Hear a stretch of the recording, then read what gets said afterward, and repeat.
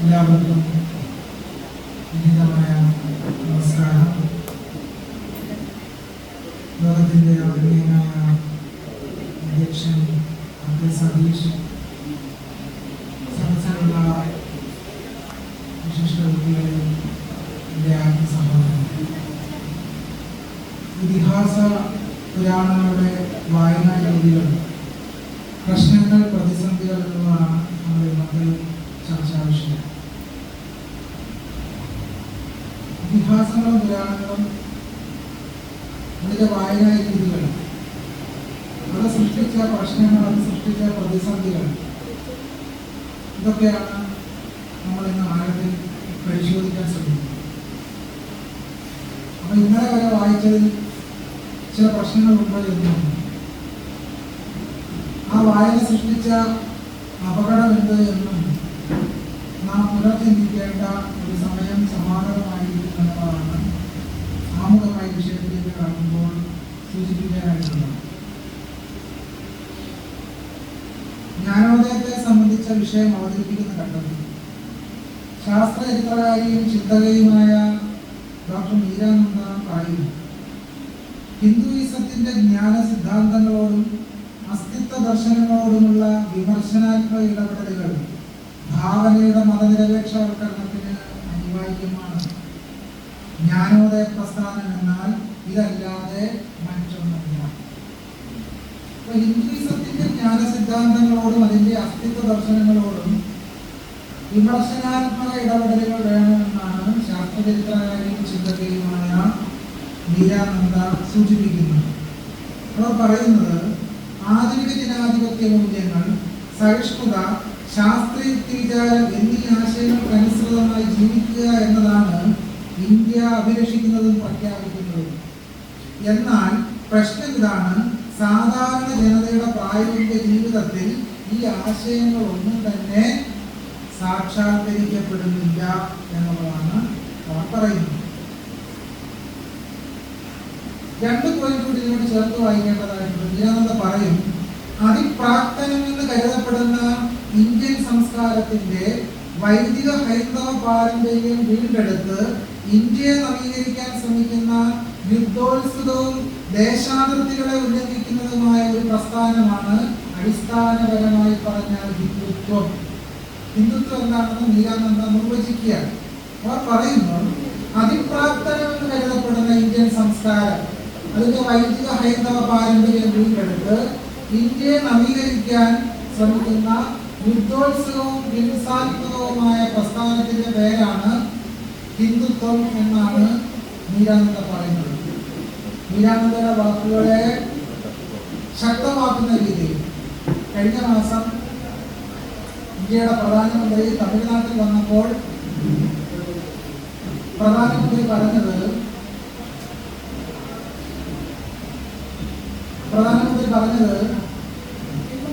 രാമനെ അടിസ്ഥാനപ്പെടുത്തിയും രാമരാജ്യത്തെ അടിസ്ഥാനപ്പെടുത്തിയുമാണ് ഇന്ത്യയുടെ ദേശരാഷ്ട്ര സങ്കല്പം നിലനിൽക്കുന്നത് എന്നാണ് ഇന്ത്യൻ പ്രധാനമന്ത്രി സൂചിപ്പിച്ചത്. നിക്കി കടി എന്ന് പറയുന്ന സാമൂഹ്യ ശാസ്ത്രജ്ഞൻ പറയുന്നു, മതഗ്രന്ഥങ്ങളെ സൗകര്യപൂർവ്വം പുനർവ്യാഖ്യാനിച്ച് രാഷ്ട്രീയ അധികാരം നേടിയെടുക്കാനും രാഷ്ട്രത്തിനാകെ മതാധിഷ്ഠിതമായ ഒരു പുത്തൻ ധാർമ്മിക അടിത്തറ പ്രദാനം ചെയ്യാനും ശ്രമിക്കുന്ന സാമൂഹ്യമായി പിന്തിരിപ്പനായ ജനപക്ഷ നാട്യക്കാരായ പ്രസ്ഥാനങ്ങളെ കുറിക്കാൻ അദ്ദേഹം ഉപയോഗിച്ച വാക്ക് അഭിനവ മത രാഷ്ട്രീയം എന്ന പ്രയോഗമാണ്. അഭിനവ മത രാഷ്ട്രീയം. മീരാനന്ദയുടെ ഒരു വാക്ക് കൂടെ കോപ്പി ചെയ്യാം. മീരാനന്ദ പറയുന്നു, വൈദിക അദ്വൈതവും സമഗ്ര സത്താവാദവും നൂറ്റാണ്ടുകളായി താങ്ങി നിർത്തുന്ന ജാതി വ്യവസ്ഥ മാത്രം എടുത്താൽ മതി ബ്രാഹ്മണിക യാഥാസ്ഥിതികത്വത്തിന്റെ തത്വവിജ്ഞാനീയത്തിലേക്കുള്ള തിരിച്ചുപോക്ക് ഇന്ത്യൻ ഭരണഘടന ആണയിട്ടുറപ്പിക്കുന്ന നവീകരണവാദത്തിന്റെയും മതനിരപേക്ഷ ജനാധിപത്യത്തിന്റെയും അന്തസത്തയ്ക്ക് ഘടകവിരുദ്ധമാണെന്ന് മനസ്സിലാക്കണം. ഈ പ്രസ്താവനയിൽ നിന്നാണ് ഞാൻ വിഷയത്തിലേക്ക് കടക്കാൻ ഉദ്ദേശിക്കുന്നത്. മീരാനന്ദ പറയുന്നത്, വൈദിക അദ്വൈതവും സമഗ്ര സത്താവാദവും വേദിക് മോഡിസം നൂറ്റാണ്ടുകളായി താങ്ങി നിർത്തുന്ന ജാതി വ്യവസ്ഥ, അത് മാത്രം എടുത്താൽ മതി ബ്രാഹ്മണിക യാഥാസ്ഥിതികത്വത്തിന്റെ തത്വവിജ്ഞാനത്തിലേക്കുള്ള തിരിച്ചുപോകുന്നത്. അതെന്തിനാണ് തകർക്കുന്നത്? ഇതിഹാസങ്ങളിലേക്ക്, പുരാണങ്ങളിലേക്ക്, വേദങ്ങളിലേക്കുള്ള മടങ്ങിപ്പോക്ക് ഇന്ത്യൻ ഭരണഘടന ആണയിട്ടുറപ്പിക്കുന്ന നവീകരണവാദത്തെയും മതനിരപേക്ഷ ജനാധിപത്യത്തിന്റെയുമാണ് തകർക്കുന്നത് എന്നാണ് മീരാനന്ദ പറഞ്ഞിരിക്കുന്നത്.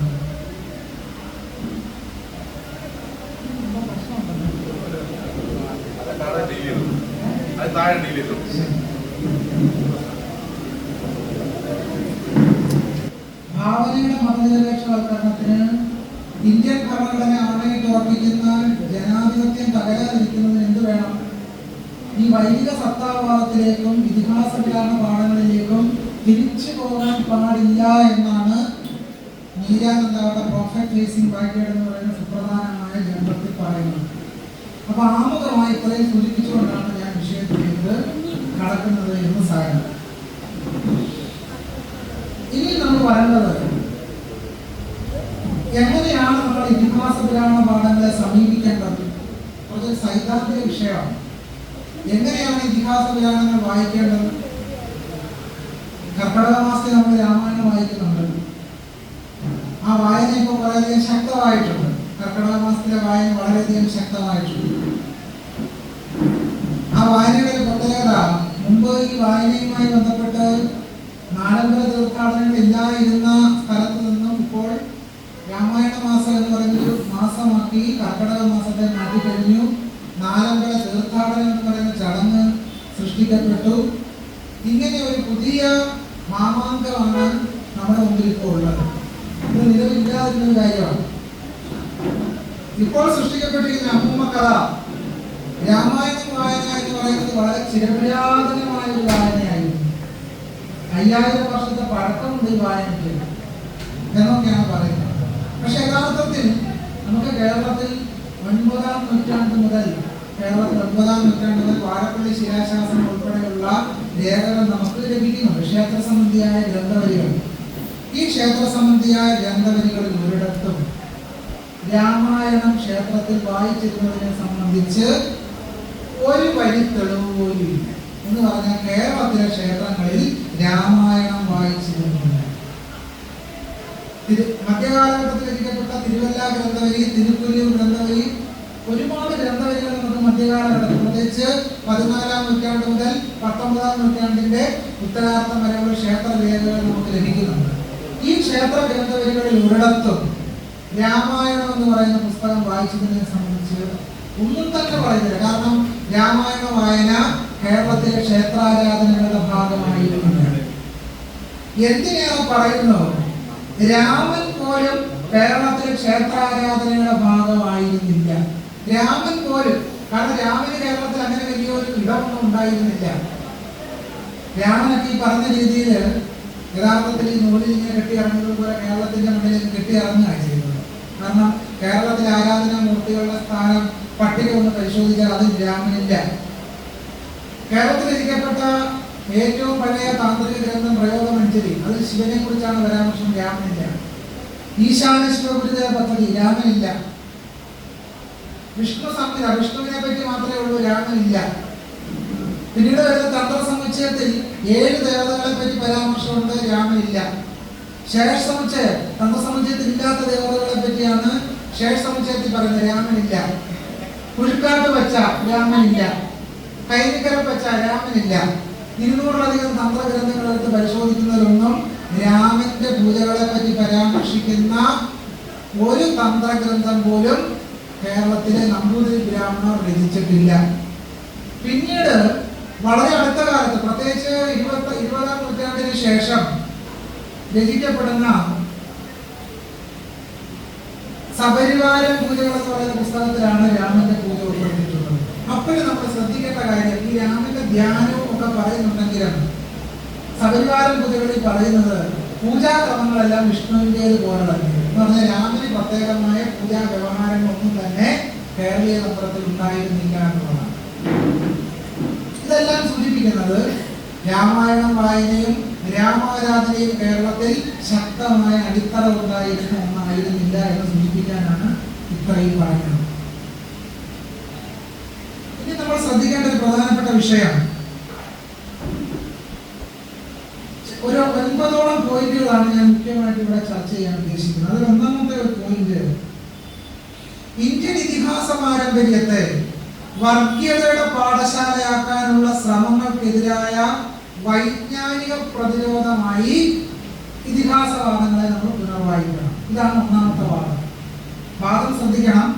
ഇന്ത്യൻ ഇതിഹാസ പാരമ്പര്യത്തെ വർഗീയതയുടെ പാഠശാലയാക്കാനുള്ള ശ്രമങ്ങൾക്കെതിരെ വൈജ്ഞാനിക പ്രതിരോധം തീർക്കുന്ന ഒന്നായി ഇതിഹാസ പുരാണങ്ങളെ നമ്മൾ വായിക്കണം. എന്ന് പറഞ്ഞാൽ എന്താ അർത്ഥം?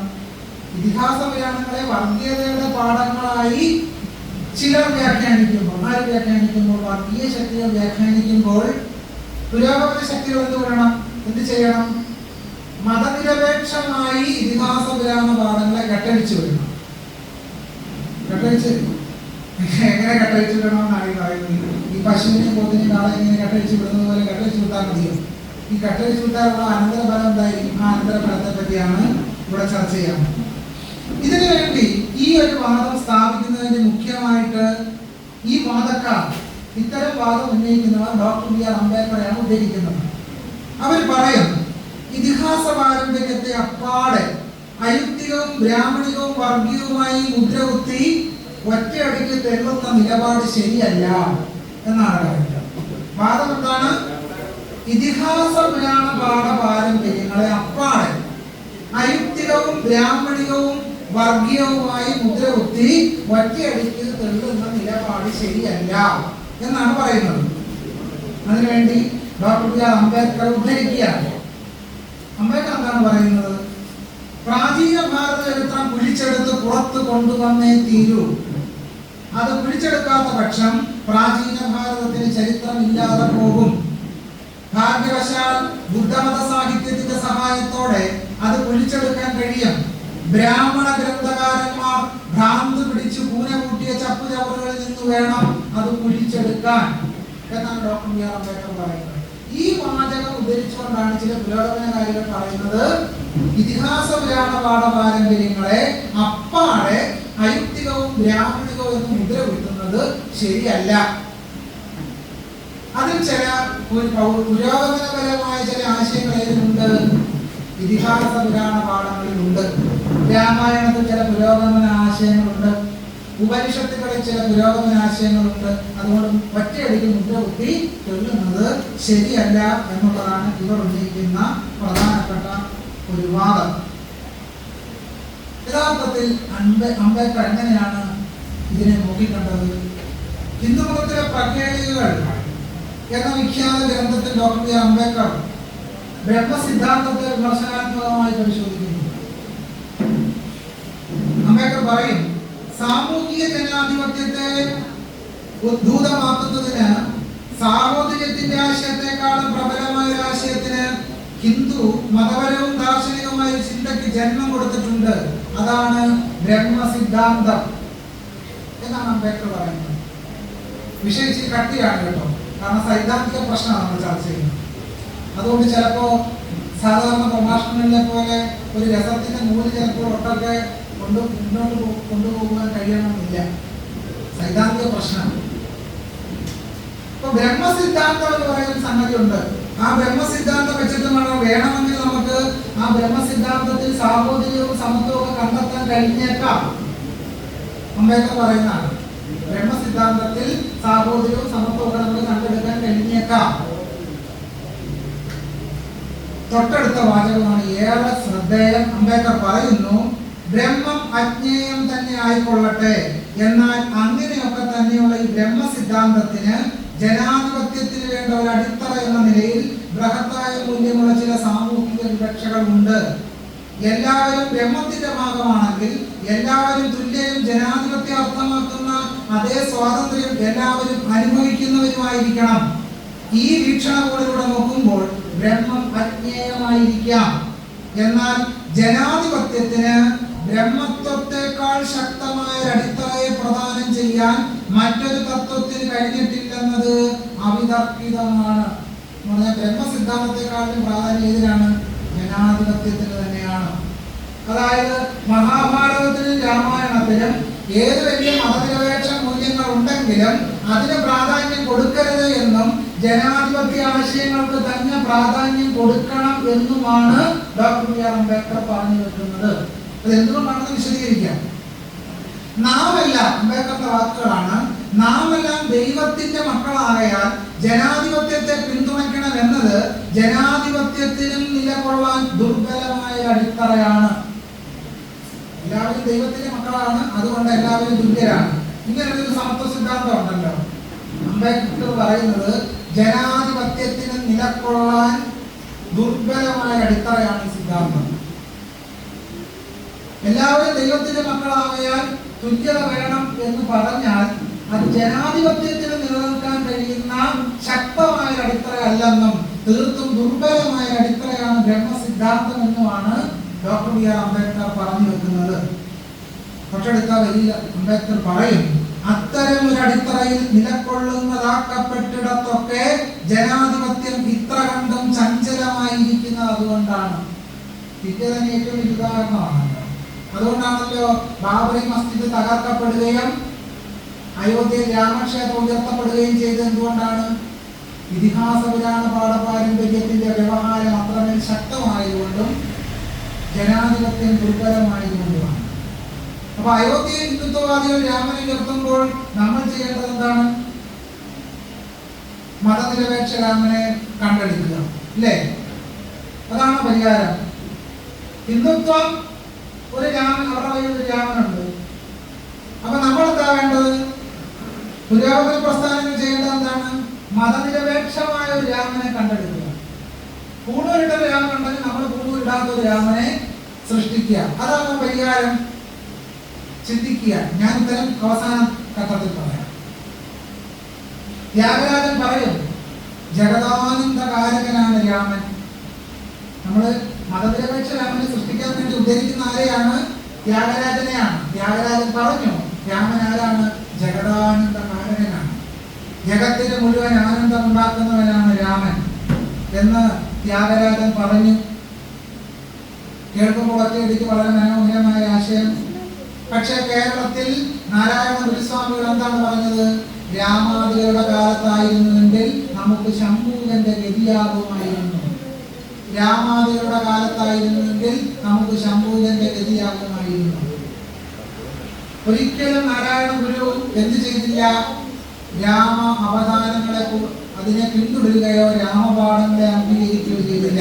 ഗുരുസ്വാമികൾ രാമകൽപ്പനങ്ങളെ നിരസിക്കുകയാണ്. അദ്ദേഹത്തിന്റെ നേർശിഷ്യൻ സാക്ഷാൽ സഹോദരൻ അയ്യപ്പൻ നിരസിക്കുകയാണ് ചെയ്തത്. കേരളത്തിന്റെ നവോത്ഥാന പാരമ്പര്യത്തിൽ ഒരു പ്രത്യേകതയുണ്ട്. കേരളത്തിന്റെ നവോത്ഥാന പാരമ്പര്യം ഇതിഹാസ പുരാണ പാരമ്പര്യങ്ങളിൽ നിന്നും ആശയങ്ങളെ മതനിരപേക്ഷമായി കട്ടഴിച്ചു വിട്ടല്ല ജാതി വ്യവസ്ഥയെ, ജാതി ഹിന്ദുത്വത്തെ വെല്ലുവിളിച്ചത്. സഹോദര അയ്യപ്പനൊക്കെ നിശ്ചിതമായ വിമർശനമാണ് രാമനും കൃഷ്ണനും ഒക്കെ നേർക്ക് അഴിച്ചുവിട്ടത്. അപ്പൊ നമ്മൾ പറയുന്നതാണ്, കൃഷ്ണൻ സബ്വേഴ്സീവ് പൊട്ടൻഷ്യൽ ഉള്ള ദൈവമാണ്, അതുകൊണ്ട് നമുക്ക് കൃഷ്ണനെ ഇങ്ങനെ മതേതരമായി വീണ്ടെടുക്കാം എന്നാണ് പറയുന്നത്. പക്ഷെ സഹോദര അയ്യപ്പൻ പറഞ്ഞ എന്താണ്? സഹോദര അയ്യപ്പൻ ഗാന്ധിയുടെ മുഖത്ത് നോക്കി ചോദിച്ചു, your Srikrishna was a regular murderer. നിങ്ങളുടെ കൃഷ്ണൻ ഒരു പരമ്പര കൊലയാളിയല്ലായിരുന്നു. നാരായണ ഗുരുസ്വാമികൾ കൃഷ്ണനെ പറ്റി പറഞ്ഞു, ഗീത ഉപദേശിച്ച കൃഷ്ണൻ പിന്നീട് ദുഃഖിച്ചിരിക്കാം. ഗീത ഉപദേശിച്ച കൃഷ്ണൻ പിന്നീട് ദുഃഖിച്ചിരിക്കാം. ഇങ്ങനെ കേരളീയ നവോത്ഥാന പാരമ്പര്യത്തിൽ ഇത്തരം ഒരു പാരമ്പര്യം കൂടി ഉണ്ട്. ഈ പാരമ്പര്യം രാമനെയും കൃഷ്ണനെയും നിരസിക്കുന്ന, ബ്രാഹ്മണികമായ ദൈവസങ്കല്പങ്ങളെ നിരസിക്കുന്ന ഒരു പാരമ്പര്യം കേരളത്തിന്റെ പ്രബുദ്ധമായ സാമൂഹ്യ നവോത്ഥാന സംസ്കാരത്തിന് ആ പ്രക്രിയക്കുണ്ടായിരുന്നു. പക്ഷെ ആ നവോത്ഥാനത്തിന്റെ പാഠങ്ങളെ മറന്നുകൊണ്ടാണ് രാമനെയും കൃഷ്ണനെയും ഒക്കെ തന്നെ നവോത്ഥാനത്തിന്റെ കേന്ദ്രത്തിൽ ഇപ്പോൾ പ്രതിഷ്ഠിക്കാൻ നമ്മൾ ശ്രമിക്കുന്നത് എന്നുള്ളതാണ് നാം നേരിടുന്ന ഏറ്റവും വലിയ പ്രതിസന്ധി. ഇതിന്റെ അർത്ഥം രാമനെയും കൃഷ്ണനെയും ആരും ആരാധിക്കേണ്ടതല്ല. രാമനെയും കൃഷ്ണനെ ആരാധിക്കാം, അത് വ്യക്തിപരമായ സ്വാതന്ത്ര്യമാണ്. ഗുരുസ്വാമികൾ പറഞ്ഞു, മതം എന്നാൽ അഭിപ്രായമാണ്. മതം എന്നാൽ അഭിപ്രായമാണ് എന്ന് പറഞ്ഞതിലൂടെ മതം ഒരു വ്യക്തിയുടെ ബോധ്യമാണ്. ആലുവ സർവമത ഗ്രന്ഥത്തിന്റെ ആമുഖ പ്രഭാഷണം നിർവഹിക്കവേ സത്യവ്രതസ്വാമികൾ പറഞ്ഞത് രാമന്റെ മതം കൃഷ്ണനെ അടിച്ചേൽപ്പിക്കാൻ പാടില്ല. രാമകൃഷ്ണന്മാർക്ക് ഏതേത് മതങ്ങളിൽ വിശ്വസിക്കണം വിശ്വസിക്കണ്ട എന്ന് തീരുമാനിക്കുന്നതിനുള്ള പശ്ചാത്തലം സൃഷ്ടിക്കുകയാണ് യഥാർത്ഥത്തിൽ വേണ്ടത്. ഇതാണ് സത്യവ്രതസ്വാമികൾ പറഞ്ഞത്. അതുകൊണ്ട് രാമനെ മതനിരപേക്ഷമായി കെട്ടടിച്ച് വിടുകയോ കെട്ടടിച്ച് വിടാതിരിക്കുകയോ അദ്ദേഹം മതവാദിയോ ഇത് പറയലല്ല നമ്മുടെ ജോലി. അത് ചെയ്യേണ്ടത് വിശ്വാസികളാണ്. നമ്മൾ ചെയ്യേണ്ടത് എന്താണ്? നമ്മൾ ചെയ്യേണ്ടത് ഇത് യഥാർത്ഥത്തിൽ മതനിരപേക്ഷം എന്ന് പറയുന്ന ആശയത്തിലേക്ക് ചേരുന്ന ഒന്നാണോ, അങ്ങനെ മതനിരപേക്ഷമായി കെട്ടടിച്ചു വിട്ടാൽ ഉള്ള പ്രശ്നങ്ങൾ എന്താണ് എന്നൊക്കെയാണ് ആഴത്തിൽ നമുക്ക് പരിശോധിക്കേണ്ടി വരുന്നത്. അപ്പൊ ഇവിടെ ബ്രഹ്മസിദ്ധാന്തത്തിൽ തുല്യതയും ജനാധിപത്യവും സങ്കല്പിച്ചെടുക്കാൻ കഴിയുമെങ്കിലും ജനാധിപത്യം എന്ന ആശയം തന്നെയാണ് കൂടുതൽ മഹത്തരമെന്നാണ് ഡോക്ടർ ബി ആർ അംബേദ്കർ സ്ഥാപിക്കുന്നത്. നാമെല്ലാം ദൈവത്തിന്റെ മക്കളായാൽ ജനാധിപത്യത്തെ പിന്തുണയ്ക്കണമെന്നത് ജനാധിപത്യത്തിന് നിലകൊള്ളാൻ ദുർബലമായ അടിത്തറയാണെന്ന് പറയുന്നതിലൂടെ ബ്രഹ്മസങ്കല്പത്തിന്റെ നിരർത്ഥകതയാണ് ഡോക്ടർ ബി ആർ അംബേദ്കർ വ്യക്തമാക്കുന്നത്. അംബേദ്കറുടെ സിദ്ധാന്തങ്ങളെ അംഗീകരിക്കുന്ന രീതിയിൽ അല്ലെങ്കിൽ അതിന് ബലം നൽകുന്ന രീതിയിലുള്ള ഒരു വാചകം ബൃഹദാരണ്യകോപനിഷത്തിന്റെ ഭാഷ്യത്തിൽ ശങ്കരാചാര്യ എഴുതുന്നു. ശങ്കരാചാര്യ ബ്രഹ്മസങ്കല്പത്തെ നിർവചിക്കുന്നു. ബ്രാഹ്മണജാത്യ അഭിമാനാത് ബ്രഹ്മേത്യഭിധീയതേ. ബ്രഹ്മത്തെ നിർവചിക്കുകയാണ് ശങ്കരാചാര്യ. ബ്രാഹ്മണജാത്യ അഭിമാനാത് ബ്രഹ്മേത്യഭിധീയതേ. ബ്രാഹ്മണന്റെ ജാതി അഭിമാന ഹേതുവായി ബ്രഹ്മത്തെ ആ പേരിൽ അറിയപ്പെടുന്നു. അപ്പൊ ബ്രഹ്മം എന്ന് പറഞ്ഞാൽ എന്താണ്? ബ്രാഹ്മണ ജാതിയുടെ അഭിമാനത്തെ വിളിക്കുന്ന പേരാണ് ബ്രഹ്മം എന്നാണ് ശങ്കരാചാര്യർ പറയുന്നത്. അല്ലാതെ പിൽക്കാലത്ത് സുകുമാർ അഴീക്കോട് തത്വമസി എഴുതി വ്യാഖ്യാനിച്ചതുപോലെ വലിയ കടാകടിയൻ സിദ്ധാന്തമൊന്നും അല്ല. തത്വമസി ആണെങ്കിലും കൊള്ളാം, അഹം ബ്രഹ്മാസ്മി ആണെങ്കിലും കൊള്ളാം, അയം ആത്മാ ബ്രഹ്മയാണെങ്കിലും കൊള്ളാം. ഇതെല്ലാം അടിസ്ഥാനപരമായി ജാതിബ്രാഹ്മണ്യത്തെ ഉറപ്പിക്കുന്ന സിദ്ധാന്തങ്ങളും പുസ്തകങ്ങളുമാണ് ഉപനിഷത്തുകളുടെ കാര്യത്തിൽ യാതൊരു സംശയവുമില്ല. അത് മനസ്സിലാക്കണമെങ്കിൽ ശങ്കരാചാര്യരുടെ ദശോപനിഷത്ത് ഭാഷ്യം മാത്രം വായിച്ചു നോക്കിയാൽ അതിന്റെ പൊളിറ്റിക്സ് നമുക്ക് പിടികിട്ടും. സുകുമാരനോട് പറയുന്നത് ശങ്കരാചാര്യരെ ഇന്ത്യ ലോകത്തിന് നൽകിയ മഹത്തായ സംഭാവനയാണ്. വേദം കേൾക്കുന്ന ശൂദ്രന്റെ ചെവിയിൽ ഈയ ഉരുട്ടി ഒഴിക്കണം എന്ന് പറഞ്ഞ ആളാണ് ശങ്കരാചാര്യർ. ഇത് പറഞ്ഞത് മനുവല്ല. നമ്മൾ പൊതുവെ കേട്ടിരിക്കുന്നത് വേദം കേൾക്കുന്ന ശൂദ്രന്റെ ചെവിയിൽ ഈയ ഉരുട്ടി ഒഴിക്കണം എന്ന് പറഞ്ഞത് മനുവാണെന്നാണ് പറയുന്നത്. അർത്ഥത്തിൽ മനുവല്ല പറഞ്ഞത്, അത് ഗൗതമധർമ്മസൂത്രകാരനാണ്. ഗൗതമധർമ്മസൂത്രകാരന്റെ വാചകം ഉദ്ധരിച്ചുകൊണ്ടാണ് ശങ്കരൻ പറയുന്നത് വേദം കേൾക്കുന്ന ശൂദ്രന്റെ ചെവിയിൽ ഈയ ഉരുട്ടി ഒഴിക്കണം.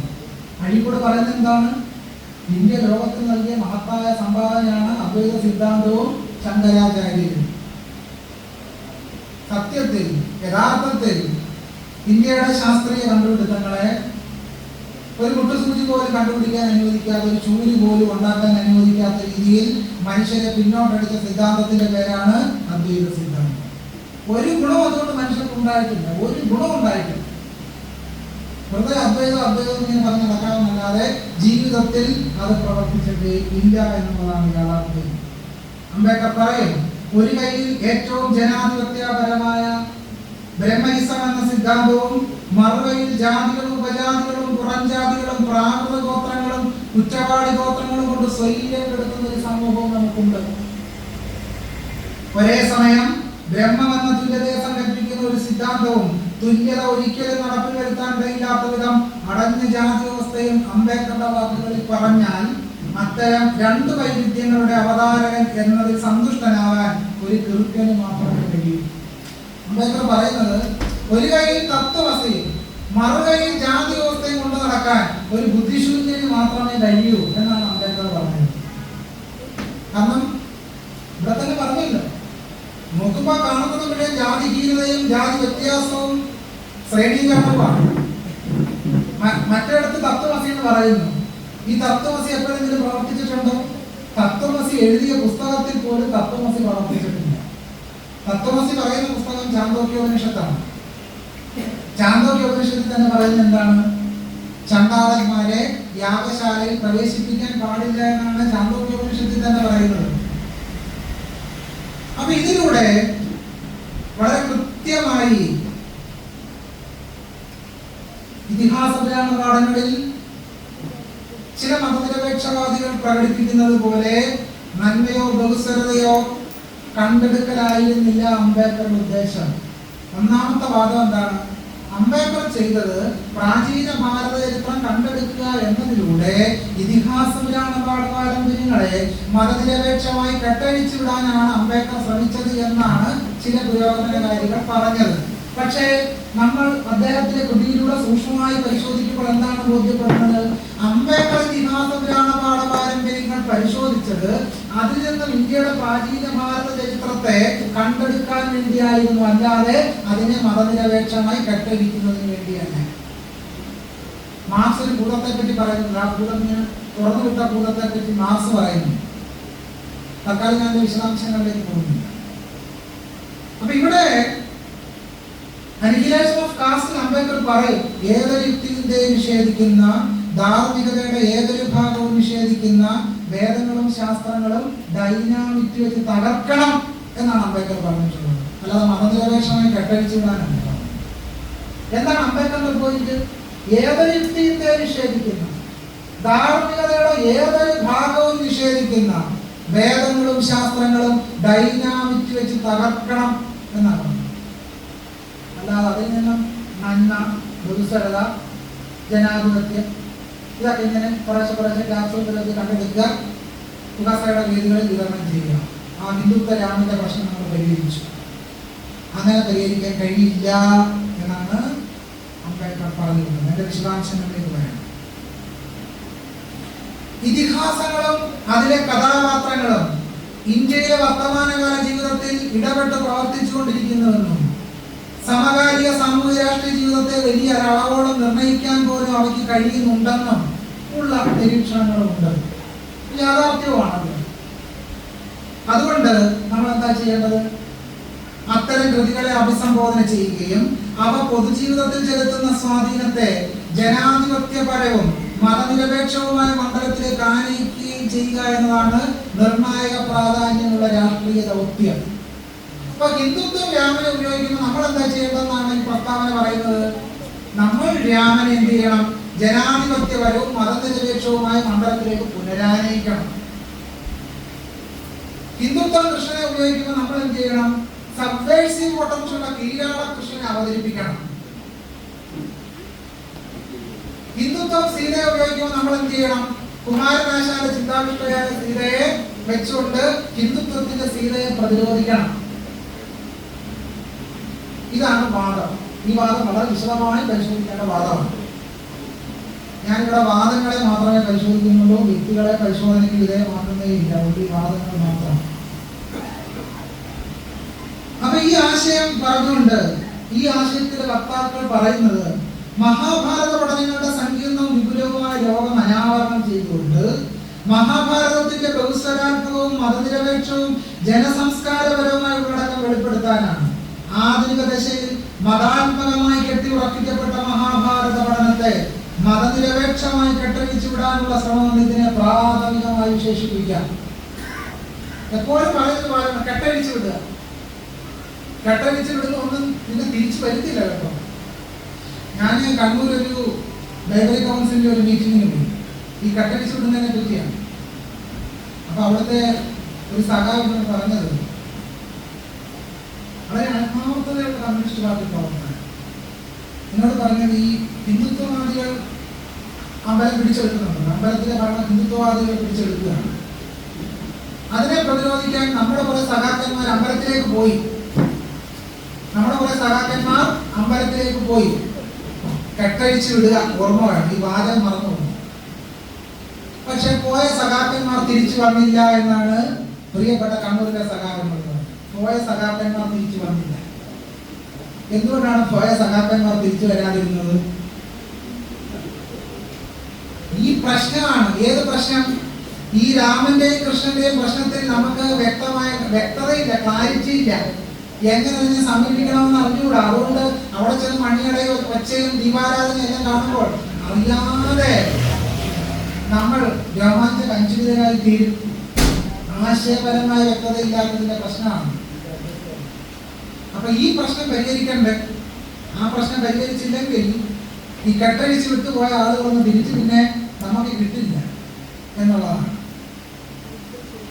അപ്പം മതാത്മകമായി കെട്ടിയുറപ്പിക്കപ്പെട്ട മഹാഭാരത പാഠത്തെ മതനിരപേക്ഷമായി കെട്ടഴിച്ച് വിടുക, ഇവിടെയാണ് അംബേദ്കറിന്റെ പ്രശ്നം. യഥാർത്ഥത്തിൽ അംബേദ്കർ ചെയ്തത് എന്താണെന്ന് പരിശോധിക്കേണ്ടി വരുന്ന സന്ദർഭം ഇതാണ്. അംബേദ്കർ ഇതിഹാസ പാഠങ്ങളെ പഠന വിധേയമാക്കിയത് മതനിരപേക്ഷമായി കെട്ടഴിച്ചു വിടുക എന്ന ലക്ഷ്യത്തിലായിരുന്നില്ല.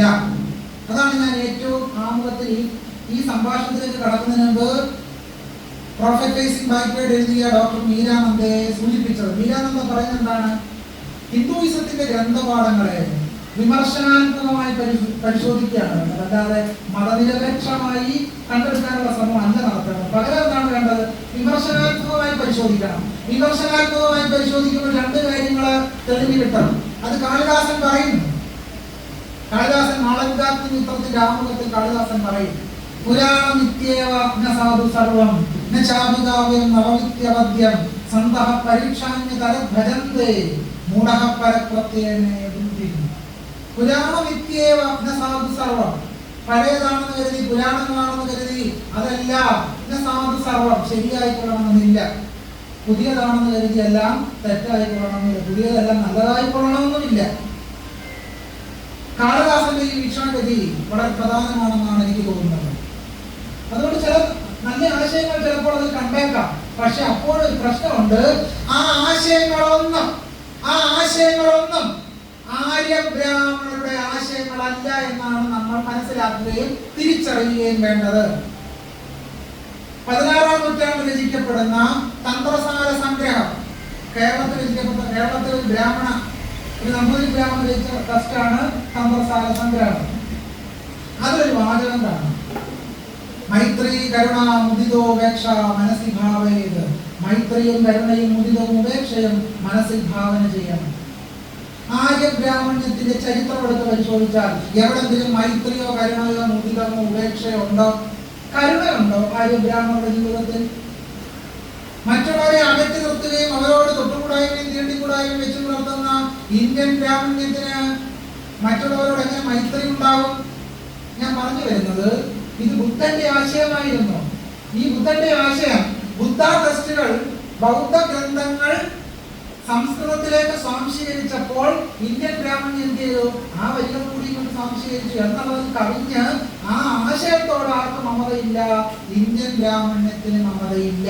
അതുകൊണ്ട് മഹാഭാരതത്തിൽ ബൗദ്ധമായ, ജൈനമായ, തദ്ദേശീയമായ, കീഴാളമായ ആശയങ്ങൾ കണ്ടേക്കാം.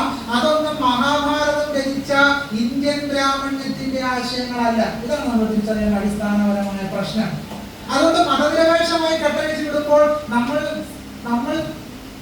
വീക്ഷണം പോലും സംഭവിക്കുന്ന പ്രശ്നം, ഈ ബ്രാഹ്മണ പാഠങ്ങൾ മതനിരപേക്ഷമാണെന്നാണ് നമ്മൾ പറയാൻ ശ്രമിക്കുന്നത്. അങ്ങനെ അല്ല എന്നാണ് ഞാൻ പറയുന്നതും ഡോക്ടർ ബി ആർ അംബേദ്കർ പറഞ്ഞതും. സ്വതന്ത്ര സമുദായം ഈ മാധവൻ പറഞ്ഞു, ഹിന്ദുക്കളുടെ വേദാന്തങ്ങളും പുരാണാദി ചപ്പുചവറുകളുമെല്ലാം അവർണരെയും പട്ടികളെക്കാൾ നികൃഷ്ടരാക്കുവാനല്ലാതെ മറ്റെന്തിനാണ് ഉപകരിച്ചിട്ടുള്ളത്? ചോദിക്കുന്നത് സ്വതന്ത്ര സമുദായത്തിൽ ഈ മാധവൻ. നവോത്ഥാന കാലം അറിയപ്പെടുന്ന കാലഘട്ടത്തിൽ ഈ മാധവൻ പറഞ്ഞാണ്, ഹിന്ദുക്കളുടെ വേദാന്തങ്ങളും പുരാണാദി ചപ്പുചവറുകളുമല്ല. ഉപയോഗിക്കുന്ന വാക്ക് ശ്രദ്ധിക്കണം, ചപ്പുചവർ. ഇവിടെ എന്താണെന്ന് വെച്ചാൽ മതനിരപേക്ഷനെ കെട്ടഴിച്ചില്ല. മതനിരപേക്ഷയുടെ കെട്ടഴിച്ചങ്ങോട്ട് പോവുകയാണ്. എവിടെ ചെല്ലുന്ന ആൾക്കറിയാം, ചാണകക്കുഴിയിലേക്കാണ് സഞ്ചാരം. കണ്ണൂരിലെ സഖാവ് പറഞ്ഞത് തിരിച്ചു വരുത്തേയില്ല, ഒറ്റ പോക്കാം. എങ്ങോട്ടാ പോകുന്നത് നിങ്ങൾക്കറിയാം. അതുകൊണ്ട് ഞാൻ പറയുന്നു, ഇതാണ് അവസ്ഥ.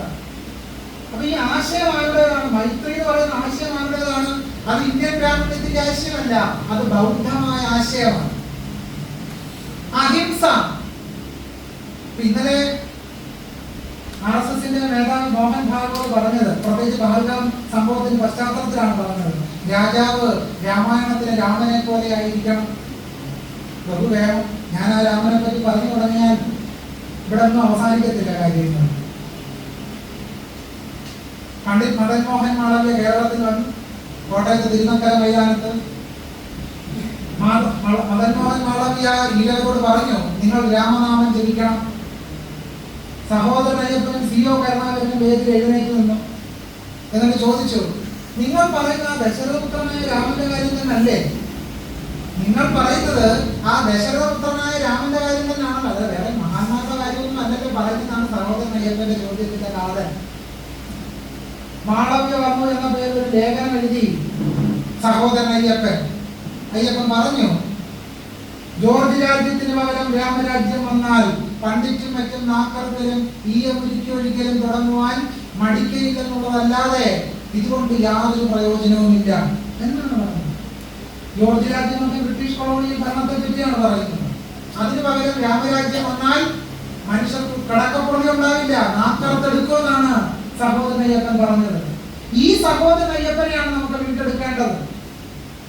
ഇന്ത്യൻ ഇതിഹാസ പുരാണ പാരമ്പര്യങ്ങൾക്കെതിരായ ഒരു വിമർശന സ്ഥാനം സൃഷ്ടിച്ച, വിമർശനാത്മകമായ ഒരു പന്താവ് സൃഷ്ടിച്ച അയ്യപ്പന്റെ പാരമ്പര്യത്തെയാണ് നമ്മൾ വീണ്ടെടുക്കേണ്ടത്. സയൻസ് ദശക എഴുതിയ അയ്യപ്പനെയാണ് നമുക്ക് വീണ്ടെടുക്കേണ്ടത്. അങ്ങനെയാണ് കാര്യങ്ങളെ നോക്കിക്കാണേണ്ടത് എന്നുള്ളതാണ്. ഇതിഹാസ പുരാണ പാഠങ്ങളെ മാത്രമല്ല, ബ്രാഹ്മണ സാഹിത്യത്തെ ആകെ പഠന വിധേയമാക്കിയ അംബേദ്കർ അത്തരം കൃതികളിൽ നിന്ന് ജനാധിപത്യമോ മതനിരപേക്ഷയോ കണ്ടെടുത്തുകൊണ്ടല്ല മുന്നോട്ട് പോയത്. പകരം ഇത്തരം കൃതികളെ വിമർശനാത്മകമായി പരിശോധിക്കുകയും ആധുനികമായ ജനാധിപത്യ മൂല്യങ്ങളും ആധുനിക അർത്ഥത്തിലുള്ള സമത്വം, സ്വാതന്ത്ര്യം, സാഹോദര്യം തുടങ്ങിയവയ്ക്കുമാണ് ഡോക്ടർ ബി ആർ അംബേദ്കർ വില കൽപ്പിച്ചത്.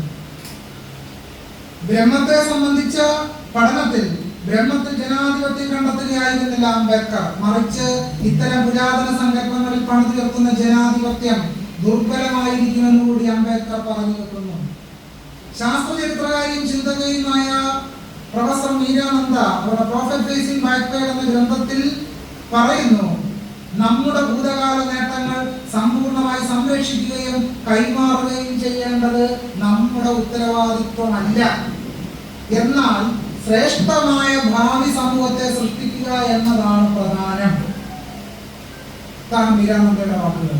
മതാത്മകമായ ഒരു പാഠം ഉറപ്പിക്കപ്പെടുമ്പോൾ അതിൽ നിന്നും മതനിരപേക്ഷമായ പാഠങ്ങൾ കണ്ടെടുത്തുകൊണ്ട് മതത്തോടുള്ള ആശ്രിതത്വത്തെ പ്രോത്സാഹിപ്പിക്കുന്ന സാമൂഹ്യ ചുറ്റുപാടുകൾ അതിലൂടെ മാറ്റിയെടുക്കാം എന്ന് കരുതാൻ സാധിക്കുമോ എന്നാണ് മീരാനന്ദ ചോദിക്കുന്നത്. കുറച്ചുകൂടി ലളിതമായി പറഞ്ഞാൽ, മതനിരപേക്ഷമായി ഈ ഗ്രന്ഥങ്ങളെ വ്യാഖ്യാനിച്ചുകൊണ്ട് മതത്തോടുള്ള ജനങ്ങളുടെ ആശ്രിതത്വം അവസാനിപ്പിക്കാൻ കഴിയില്ല. പിന്നെന്താണ് പോകാൻ വഴി? സാമൂഹിക ബന്ധങ്ങളെ മാറ്റിയെടുക്കുമ്പോൾ ജനമസ്തിഷ്കത്തിലെ ആശയങ്ങളും അനിവാര്യമായി മാറുമെന്നത് ശിശു സഹജമായ വിശ്വാസം മാത്രമാണ് എന്ന് കൂടി മീരാനന്ദ നിരീക്ഷിക്കുന്നു. നമ്മൾ പൊതുവെ പറയുന്ന ആള് സാമ്പത്തിക അസമത്വം മാറിയാൽ ഇന്ത്യയിലെ ജാതി അസമത്വങ്ങളെല്ലാം പരിഹരിക്കപ്പെടും, ജാതി മൂല്യങ്ങൾ പരിഹരിക്കപ്പെടും, ജാതി മൂല്യങ്ങൾ ആളുകൾ കൈവഴിയും എന്നാണ് നമ്മൾ പൊതുവെ കാണുന്നത്. പക്ഷേ വലിയ രീതിയിൽ ഒരു മിഡിൽ ക്ലാസ് സൃഷ്ടിക്കപ്പെട്ടു, സാമ്പത്തികമുള്ള ഒരു മധ്യവർഗം സൃഷ്ടിക്കപ്പെട്ടപ്പോൾ കേരളത്തിൽ സംഭവിച്ചെന്താണ്? കേരളത്തിൽ ക്ഷേത്രവൽക്കരണം കൂടുതൽ പ്രബലമായി ജാതി മൂല്യ വ്യവസ്ഥകൾ ഉറപ്പിക്കപ്പെടുക ചെയ്തത്. കാവുകളും കുളങ്ങളുമെല്ലാം ഏതെങ്കിലും ഒരു കാരണവർ കുതിച്ചുകൊണ്ടിരുന്ന ഒരു കാവ് കയ്യിൽ ഇഷ്ടം പോലെ പൈസ വന്നപ്പോൾ എന്ത് സംഭവിച്ചു? ജ്യോത്സ്യനെ വിളിച്ചു വരുത്തി, അഷ്ടമംഗല ദേവപ്രശ്നം, താമ്പൂല പ്രശ്നം, സ്വർണ്ണ പ്രശ്നം, കയ്യിൽ പൈസ ഉണ്ട്, ഇഷ്ടം പോലെ ധനം. അപ്പോൾ നമ്പൂതിരെ വിളിച്ചുകൊണ്ട് വന്ന് പൂജയായി, പരിപാടിയായി. ഇന്നലെ വരെ ഒരു ആരിന്റെ ചവിട്ടിൽ വിളക്ക് കത്തിച്ചത് ആര് വെട്ടി മാറ്റിയിട്ട് ഭയങ്കരം ശ്രീകോവിലും ക്ഷേത്രവും പണിതിട്ട് പൂജയുമായി തന്നെ മുന്നോട്ട് പോകും. 40,000 ലക്ഷക്കണക്കിന് രൂപ സാധാരണക്കാരായ ആളുകളിൽ നിന്നും മധ്യവർഗത്തിൽ നിന്നും പിരിച്ചെടുക്കുന്ന ഒരു വ്യവസ്ഥയായി ഈ പൗരോഹിത്യ ബ്രാഹ്മണ്യം മാറി എന്നുള്ളതാണ്. അതാണ് മീരാനന്ദയുടെ വാക്കുകൾ. സാമൂഹിക ബന്ധങ്ങളെ മാറ്റിയെടുത്താൽ മാത്രം പോരാ, അങ്ങനെ മാത്രം പോരാ, ജനമസ്തിഷ്കങ്ങളിലെ ആശയങ്ങൾ കൂടി മാറണം എന്നുള്ളതാണ് ഇവിടെ സൂചിപ്പിക്കുന്നത്. മറ്റൊരു പോയിന്റ്, മഹാഭാരതത്തിന്റെ ബ്രാഹ്മണീകരിക്കപ്പെട്ട സംസ്കൃത പാഠത്തെ നിഷേധിക്കുന്ന വിധ്വംസകമായ പ്രാദേശിക നാടോടി ആഖ്യാനങ്ങൾ കീഴാളാടലുണ്ട്. എന്താണ് അടുത്ത പോയിന്റ്? മഹാഭാരതത്തിന്റെ ബ്രാഹ്മണീകൃതമായ സംസ്കൃത പാഠത്തെ, അല്ലെ രാമായണത്തെ, അല്ലെ പുരാണത്തിന്റെ ബ്രാഹ്മണീകൃതമായ പാഠങ്ങളെ നിഷേധിക്കുന്ന കീഴാളാടുകളുണ്ട്. അപ്പൊ കീഴാളാടുകളെ വീണ്ടെടുത്താൽ നമുക്ക് എന്ത് ചെയ്യാൻ കഴിയും? മഹാഭാരതത്തിലെ ഹിന്ദുത്വവൽക്കരണത്തെ തടയിടാൻ കഴിയും. ഇനി അതാണ് പരിശോധിക്കുന്നത്. അങ്ങനെ തടയിടാൻ കഴിയുമോ? യഥാർത്ഥത്തിൽ ബ്രാഹ്മണ മതത്തിന് ബദലായി ആശയങ്ങൾ ആവിഷ്കരിച്ച ബുദ്ധനെ തന്നെ പിൽക്കാലത്ത് വിഷ്ണുവിന്റെ അവതാരമാക്കി മാറ്റിക്കൊണ്ട് ബുദ്ധന്റെ ആശയങ്ങളെ ബ്രാഹ്മണവൽക്കരിക്കുന്നതിന് വൈദിക ഹിന്ദു മതത്തിന് കഴിഞ്ഞിട്ടുണ്ട്. അത് നമ്മൾ കാണാതെ പോകുന്നു. കീഴാളമെന്ന് വിശേഷിപ്പിക്കാവുന്ന പലതിനെയും വളരെ എളുപ്പം സംശീകരിക്കുന്നതിന് ബ്രാഹ്മണ മതത്തിന് സാധിച്ചിട്ടുണ്ട്. ആണല്ലോ. കാളി ആരുടെ ദൈവമായിരുന്നു? കാളി ശബരൻ എന്ന് പറയുന്ന ഗോത്ര നിവാസികളുടെ ദൈവമായിരുന്നു. ബാണഭട്ടന്റെ ഹർഷ ചരിത്രത്തിൽ കാളിയെ പൂജിക്കുന്ന ശബരൻ എന്ന് പറയുന്ന ആദിവാസി ഗോത്രങ്ങളെ പറ്റി കാദംബരിയിലും ഹർഷ ചരിത്രത്തിൽ പരാമർശമുണ്ട്. ഇപ്പൊ കാളിയെ പൂജിക്കുന്ന പൗരോഹിത്യ ബ്രാഹ്മണൻ. പുരിയിലെ ജഗന്നാഥ ക്ഷേത്രം, ആ ജഗന്നാഥ ക്ഷേത്രത്തിലെ ആദിമകാലത്തെ ദൈവസങ്കല്പത്തെ പൂജിച്ചുകൊണ്ടിരുന്നത് ശബരൻ എന്ന് പറയുന്ന ഗോത്ര നിവാസികളായിരുന്നു. പുരി ജഗന്നാഥ ക്ഷേത്ര ഭാഗത്തായാണ് പൗരോഹിത്യ ബ്രാഹ്മണത്തിന്. തിരുപ്പതി ക്ഷേത്രത്തെ സംബന്ധിച്ച് സ്കന്ദപുരാണത്തിൽ പറയുന്നത് തിരുപ്പതി ക്ഷേത്രം ആദ്യകാലത്ത് ക്ഷാമ കൃഷി ചെയ്തിരുന്ന ആദിവാസികളുടെ സങ്കേതമായിരുന്നു തിരുപ്പതി എന്ന് സ്കന്ദപുരാണത്തിലെ തിരുപ്പതി മഹാത്മ്യം പറയും. പക്ഷേ ആര്യബ്രാഹ്മണർ ഈ പ്രദേശം അധിനിവേശിച്ചതോടുകൂടി ക്ഷാമ കൃഷി ചെയ്ത ആദിവാസികൾ പുറത്തായി, ബ്രാഹ്മണരകത്തുമായി. ശബരിമലയെ പറ്റി സാമുവൽ മറ്റൂർ പറയുന്നത് ശബരിമലയിൽ ആദ്യകാല പുരോഹിതൻ മലയരെ ഗോത്രത്തിൽപ്പെട്ട താളനാനി അരയനായിരുന്നു എന്ന് സാമുവൽ മറ്റൂർ എഴുതുന്നുണ്ട്. ശബരിമല ഇപ്പോൾ ആരുടെ കൈകളിലായി? ആലപ്പുഴ ജില്ലയിലെ തിരുപ്പുലിയൂർ ഗ്രന്ഥവലിയിൽ പറയുന്നത് കൂന്തൽ എന്നൊരു ഭൂതം, അതിന് ശാസ്താവായി നിവേദ്യം. ബ്രാഹ്മണർ വരുന്നതിന് മുമ്പ് തിരുപ്പുലിയൂർ ക്ഷേത്രത്തിൽ ആരെയാണ് പൂജിച്ചുകൊണ്ടിരുന്നത്? കൂന്തൽ എന്ന് പറയുന്ന ഭൂതത്തെ. കൂന്തൽ എന്നൊരു ഭൂതം, അതിന് ശാസ്താവായി നിവേദ്യം. കൂന്തലിനെ ബ്രാഹ്മണർ ആരാക്കി മാറ്റി? ശാസ്താവാക്കി. സുഗതകുമാരിയുടെ കവിതയുണ്ട്, എന്റെ കൃഷ്ണനെയും നിങ്ങൾ അപഹരിച്ചു, എന്റെ കണ്ണനെയും നിങ്ങൾ അപഹരിച്ചു. യഥാർത്ഥത്തിൽ ഇന്ത്യൻ ബ്രാഹ്മണ്യത്തിന്റെ ചരിത്രം മോഷണത്തിന്റെ ചരിത്രമാണ്. തസ്കര വീരചരിതം എന്ന് വേണമെന്ന് പറയാം. മറ്റുള്ളവരുടെ ദൈവസങ്കല്പങ്ങളെ സ്വാംശീകരിച്ച് മറ്റുള്ളവരുടെ ദൈവസങ്കല്പങ്ങളെ പിടിച്ചടക്കി കീഴടക്കിയാണ് ഇന്ത്യൻ ബ്രാഹ്മണ്യം, പൗരോഹിത്യ ബ്രാഹ്മണ്യം വളർന്ന് പന്തലിച്ച് തടിച്ചു കൊഴുത്ത് മേധസ്സുറ്റിരിക്കുന്നത്. സ്വന്തമായ ദൈവസങ്കല്പം പോലും ബ്രാഹ്മണ മതത്തിനില്ല എന്നുള്ളതാണ് ഇതിൽ നമുക്ക് തെളിയുന്നത്. കീഴാളകടലിൽ നേരുന്ന വ്രതം, മുണ്ടനം, പ്രദക്ഷിണം തുടങ്ങിയ അനുഷ്ഠാനങ്ങൾ ബ്രാഹ്മണ മതത്തിലേക്ക് സ്വാംശീകരിക്കപ്പെട്ടതിന്റെ ചരിത്ര പണ്ഡിതയായ വിജയനാഥ് അവരുടെ ഏറ്റവും പ്രധാനപ്പെട്ട ഗവേഷണ പ്രബന്ധമായ പുരാണാസ് ആൻഡ് അക്കൾച്ചറേഷൻ എന്ന് പറയുന്ന ഗ്രന്ഥത്തിൽ വിശദീകരിക്കുന്നുണ്ട്. അതായത് ഒരു ഘട്ടം വരെ വിധ്വംസക ശക്തിയായി വർത്തിക്കാമെങ്കിലും, വിധ്വംസകത്വം ഇല്ലെന്ന് ഞാൻ പറയുന്നു, വിധ്വംസക ശക്തിയായി വർത്തിക്കാമെങ്കിലും ശാശ്വതമായ വിധ്വംസക രൂപമായി ഈ കീഴാള അടലുകൾ പോലും ചരിത്രത്തിൽ പ്രവർത്തിക്കണമെന്നില്ല. ബ്രാഹ്മണേതരരായവരുടെ കാവുകളും പട്ടങ്ങളും പതികളും ബ്രാഹ്മണ ക്ഷേത്രങ്ങളായി മാറുന്നതിന്റെ ചരിത്രം ഇതിനോട് ബന്ധപ്പെടുത്തി നോക്കേണ്ടതാണ്. ജ്ഞാന സിദ്ധാന്തപരമായി തന്നെ രൂപം കൊള്ളുന്ന ബദൽ വിധ്വംസക പ്രസ്ഥാനങ്ങളെ സ്വായത്തമാക്കാൻ ഹിന്ദുത്വ ശക്തികൾക്ക് ഏറെ പ്രയാസപ്പെടേണ്ടി വരുന്നില്ല. കീഴാള അടലിലുള്ളതാണെങ്കിലും അംബേദ്കർ സൂചിപ്പിച്ചതുപോലെ ഏതൊരു യുക്തിയെ നിഷേധിക്കുന്ന, ധാർമ്മികതയുടെ ഏതൊരു ഭാഗവും നിഷേധിക്കുന്ന കഥയും ചിന്താഗതികളും സൂക്ഷ്മ വിമർശനത്തിന് വിധേയമാക്കേണ്ടതുണ്ട്. മീരാനന്ദ പറയുന്നത് പോലെ മിത്തും സത്യവും തമ്മിലുള്ള അനന്യതയാണ് ഹിന്ദുത്വ പ്രത്യയശാസ്ത്രത്തിന്റെ സാംസ്കാരിക നിർമ്മിതികൾ നിർമ്മിച്ചെടുക്കുന്നത്. എന്താണ് ഹിന്ദുത്വത്തിന്റെ അടിത്തറ? മീരാനന്ദ പറയുന്നു, മിത്തും സത്യവും തമ്മിലുള്ള അനന്യതയാണ് ഹിന്ദുത്വം നിലകൊള്ളുന്നത്. മിത്തിനെ ചരിത്രമാക്കുന്നു, മിത്തും ചരിത്രം ഒന്നാണെന്ന് പറയുന്നു, രാമൻ ചരിത്ര പുരുഷനാണെന്ന് പറയുന്നു, കൃഷ്ണൻ ചരിത്ര പുരുഷനാണെന്ന് പറയുന്നു. ഇങ്ങനെ മിത്തും ചരിത്രവും ഒരു അനന്യതയുള്ള പ്രതിഭാസമാണ് എന്ന് സ്ഥാപിച്ചെടുക്കുകയാണ് ഹിന്ദുത്വം അതിന്റെ ചരിത്ര സൃഷ്ടി പൂർത്തീകരിക്കുന്നത്. അതുകൊണ്ട് ഇക്കാര്യത്തിൽ നമ്മൾ തികഞ്ഞ വിമർശനാത്മകമായ അവബോധമുള്ളവരായിരിക്കണം എന്നാണ് മീരാനന്ദ പറഞ്ഞു കൊടുക്കുന്നത്. മറ്റൊന്ന്,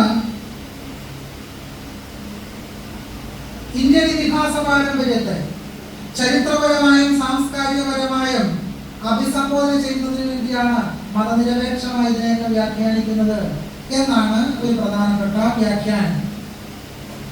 അതിനുവേണ്ടി എന്താണ് ഗാന്ധിജിയുടെ രാമരാജ്യ സങ്കല്പത്തെയാണ് പ്രധാനമായി അതിനു വേണ്ടി ഉപയോഗിക്കുന്നത്. ഗാന്ധി പറയുന്ന ഒരു വാക്യമുണ്ട്, എന്റെ രാമൻ ദശരഥപുത്രനോ സീതാപതിയോ അയോധ്യാധിപനോ ഒന്നുമല്ല, അത് എന്റെ മനസ്സിലെ സത്യബോധത്തിന്റെ പേരാണ്. രാമൻ എന്താണ്? എന്റെ മനസ്സിലെ സത്യബോധത്തിന്റെ പേരാണ്. വാൽമീകി രാമായണത്തിലെ രാമനും അങ്ങനെ ഒരാളാണ്. ഇത്രയും വാചകങ്ങൾ കൊട്ടേഷനിലാണ് വായിച്ചത്. എന്ന് പറഞ്ഞാൽ എന്റെ വാക്കുകളല്ല ഇതൊന്നും. ഇത്രയും വാക്കുകൾ എന്റെ വാക്കുകളാണ്. ഇത് മതനിരപേക്ഷമായി കട്ടഴിച്ചു വിടാൻ വേണ്ടി ശ്രമിച്ചവരുടെ വാക്കുകളാണ്. മഹാഭാരതത്തെയും രാമായണത്തെയും കട്ടഴിച്ചു വിടാൻ വേണ്ടി പറഞ്ഞവരാണ് ഈ വാക്കുകൾ. അവരുടേതാണ് ഈ വാക്കുകൾ. ആ വാക്കുകൾ ഒന്നുകൂടെ ശ്രദ്ധിക്കുക. ആ വാക്കുകൾ ശ്രദ്ധിച്ചാൽ മാത്രമേ തുടർന്നുള്ള സംഭാഷണം ക്ലിയർ ആകൂ. എന്റെ രാമൻ ദശരഥപുത്രനോ സീതാപതിയോ അയോധ്യാധിപതിയോ ഒന്നുമല്ല, അത് എന്റെ മനസ്സിലെ സത്യബോധത്തിന്റെ പേരാണ്. വാൽമീകി രാമായണത്തിലെ രാമനും അങ്ങനെ ഒരാളാണ്. നമ്മുടെ തെരുവോരങ്ങളിലും നഗരചത്വരങ്ങളിലുമെല്ലാം ഉലച്ചു വെച്ച അസ്ത്രവുമായി നിൽക്കുന്ന രാമന്റെ ചിത്രങ്ങൾ നിരനിരയായി അണിനിരന്നത്. മാനുഷാദയിൽ നിന്ന് അങ്ങനെ ഒരു ചിത്രമായി രാമൻ മാറി. വാൽമീകി ഭാവന ചെയ്തത് അങ്ങനെ ഒരാളെ അല്ല. കൊട്ടേഷനാണ് വാചകം, ഉദ്ധരണി. വാൽമീകിയുടെ രാമൻ എങ്ങനെ ഒരാളല്ല, അങ്ങനെ വിട്ടുകുലച്ച രാമനല്ല, ദേഷ്യപ്പെട്ട രാമനല്ല. പിന്നെ എങ്ങനത്തെ രാമനാ? അദ്ദേഹം പഞ്ചപാവം പിടിച്ചവരാണ്. അങ്ങനെയാണോ? അതാണ് പരിശോധിക്കുന്നത്. ഞാൻ കഴിഞ്ഞ ദിവസം ഈ തലശ്ശേരിയിൽ ഒരു പരിപാടി പങ്കെടുത്ത് തിരിച്ചു വരുന്ന വഴിയിൽ അവിടെ ഒരു ക്ഷേത്രത്തിൽ, നമുക്കൊന്ന് തിരുവങ്ങാട് ക്ഷേത്രത്തിൽ ഉത്സവം നടക്കണം. ശ്രീരാമസ്വാമി ക്ഷേത്രമാണെന്നാണ് ഞാൻ മനസ്സിലാക്കുന്നത്. ആ ക്ഷേത്രത്തിന് ഉത്സവത്തിന് പ്രവേശിക്കുന്ന കമാനം, ആ കമാനത്തിൽ രേഖപ്പെടുത്തിയിരിക്കുന്നത് രാമരാജ്യത്തിലേക്ക് സ്വാഗതം എന്നാണ്. എന്താണ്? രാമരാജ്യത്തിലേക്ക് സ്വാഗതം. ഏതെങ്കിലും പള്ളിയിൽ ഉത്സവം നടക്കുമ്പോൾ ക്രിസ്തുരാജ്യത്തിലേക്ക് സ്വാഗതം എഴുതിയിട്ട് നമ്മൾ ഉപാസക്കാർക്ക് എഴുതി. മുഹമ്മദ് നബിയുടെ രാജ്യത്തിലേക്ക് സ്വാഗതം, ഇസ്ലാമിന്റെ രാജ്യത്തിലേക്ക് സ്വാഗതം. കാരണം ഭൂരിപക്ഷ വർഗീയത പോലെ എതിർക്കപ്പെടേണ്ടതാണല്ലോ ന്യൂനപക്ഷ വർഗീയതയിൽ. പക്ഷെ രാമരാജ്യത്തിലേക്ക് സ്വാഗതം എഴുതിയാൽ നമുക്കൊരു പ്രശ്നമില്ല. പക്ഷെ ക്രിസ്തു രാജ്യത്തിലേക്ക് സ്വാഗതം എഴുതിയാൽ അപ്പം നമ്മൾ പൂങ്കര പോലെ വരയ്ക്കാൻ തുടങ്ങും. കാരണം ന്യൂനപക്ഷ വർഗീയത ഭൂരിപക്ഷ വർഗീയതയുടെ പ്രശ്നമാണ്. പക്ഷെ രാമരാജ്യത്തിലേക്ക് സ്വാഗതം എന്ന് കണ്ടാൽ നമുക്ക് പ്രശ്നമില്ല. അതിങ്ങനെ നോക്കിയിട്ട് നമ്മളിങ്ങനെ സ്വാഭാവികമായിട്ട് നടന്നു പോകും. അതൊരു പ്രശ്നമാണ് നമുക്ക് തോന്നുന്നത്. എന്തുകൊണ്ടാണ്? ആ പ്രശ്നമാണ് നമുക്ക് ചർച്ച ചെയ്യുന്നത്. ഭരണഘടനാ ജനാധിപത്യം നിലനിൽക്കുന്ന രാജ്യത്ത് രാമരാജ്യത്തിലേക്ക് സ്വാഗതം എഴുതി വെച്ചാൽ യഥാർത്ഥത്തിൽ ഇന്ത്യൻ ഭരണഘടനയെ അപമാനിക്കലാണ്. രാമരാജ്യം സമത്വവും സ്വാതന്ത്ര്യവും ഉറപ്പുവരുത്തുന്ന രാജ്യസങ്കല്പമാണോ? അല്ല. അത് ഗാന്ധിയുടെ മനസ്സിൽ മാത്രമാണ്. ചരിത്രത്തിൽ ജീവിച്ചിട്ടില്ല. ചരിത്രത്തിൽ ജീവിക്കുന്ന ഗാന്ധി കണ്ടിട്ടുമില്ല. അതിനൊരു തെളിവ് പോലും ഇല്ല. ക്ഷത്രം ബ്രഹ്മമുഖം ചാസീത് വൈശ്യാഹ ക്ഷത്രമനുപ്രദാഹ എന്നാണ് വാൽമീകി രാമായണത്തിൽ രാമരാജ്യത്തെ പറ്റി പറയുന്നത്. ബ്രാഹ്മണൻ പറയുന്നതനുസരിച്ച് ക്ഷത്രിയന്മാർ ജീവിച്ചു, ക്ഷത്രിയന്മാർ പറയുന്നതനുസരിച്ച് വൈശ്യന്മാർ ജീവിച്ചു, ശൂദ്രന്മാർ ദ്വിജന്മാരുടെ പാദസേവ ചെയ്ത് കഴിഞ്ഞുകൂടി. ഇതായിരുന്നു രാമരാജ്യം എന്ന് പറഞ്ഞാൽ ചാതുർവർണ്ണത്തിന്റെ അടിസ്ഥാനത്തിൽ ശ്രേണീകൃതമായ ഒരു ലോകജീവിതം നിലനിൽക്കുന്ന സ്ഥലമായിരുന്നു രാമരാജ്യം. രാമരാജ്യത്തിൽ എവിടെയാണ് സമത്വം? രാമരാജ്യത്തിൽ എവിടെയാണ് സ്വാതന്ത്ര്യം? രാമരാജ്യത്തിൽ എവിടെയാണ് സ്വാഹോദര്യം? സമത്വമോ സ്വാതന്ത്ര്യമോ സാഹോദര്യമോ രാമരാജ്യത്തിൽ ഇല്ല. ഇവിടുത്തെ വാദം എന്താണ്? നമ്മള് നഗരചത്വരങ്ങളിൽ വേദികളിൽ ഒക്കെ പോകുമ്പോൾ വിട്ടുപേർത്ത് നിൽക്കുന്ന ദേഷ്യപ്പെട്ട് നിൽക്കുന്ന രാമനെയാണ് നമ്മൾ കാണുന്നത്. വാൽമീകിയുടെ രാമൻ അങ്ങനെ ഒരാളല്ല. അതുകൊണ്ട് ഇനി നമുക്ക് വാൽമീകി രാമായണമാണ് ഇനി യഥാർത്ഥത്തിൽ പരിശോധിക്കേണ്ടത്. ഇപ്പൊ മതനിരപേക്ഷമായി കെട്ടഴിച്ചു വിടുന്നവരുടെ വാദം എന്താണ്? വാൽമീകിയുടെ രാമൻ പഞ്ചപാവൻ രാമനാണ്. യഥാർത്ഥത്തിൽ കാണുന്ന രാമൻ ഹിന്ദുത്വം ചിത്രങ്ങളായി പോസ്റ്ററുകളായി പ്രചരിപ്പിക്കുന്ന രാമൻ വാൽമീകിയുടെ രാമനല്ല, അത് വേറെ രാമൻ. സമയം തിരുത്തിയോ? വാൽമീകിയുടെ രാമൻ മതനിരപേക്ഷ രാമൻ, ഹിന്ദുത്വ ഹിന്ദുത്വവാദികളുടെ രാമൻ എന്താണെന്ന് നമ്മൾ പ്രത്യേകിച്ച് പറയേണ്ടതില്ല. എന്റെ വാദം വാൽമീകിയുടെ രാമനെ തന്നെയാണ് നഗരചത്വരങ്ങളിൽ നമ്മൾ കാണുന്നത്. വാൽമീകി രാമായണം വായിച്ച ഒരാളെന്ന നിലയ്ക്ക് എന്റെ സുചിന്തിതമായ അഭിപ്രായമാണ്. അല്ലാതെ വാൽമീകി പറയാത്ത ഒരു രാമനെ ഇവിടുത്തെ ഹിന്ദുത്വവാദികൾ എടുത്തിട്ടില്ല, കൊണ്ട് നടക്കുന്നുമില്ല. വാൽമീകി രാമായണത്തിൽ പറഞ്ഞ അതേ രാമനെ തന്നെയാണ് ഹിന്ദുത്വവാദികൾ കൊണ്ട് നടക്കുന്നത്. വാൽമീകിയുടെ രാമൻ ക്രൗര്യം പ്രകടിപ്പിക്കാത്ത കരുണയുടെ മൂർത്തിയല്ല വാൽമീകിയുടെ രാമൻ. വാൽമീകിയുടെ രാമൻ ബ്രാഹ്മണ്യത്തിന്റെ വക്താവാണ്.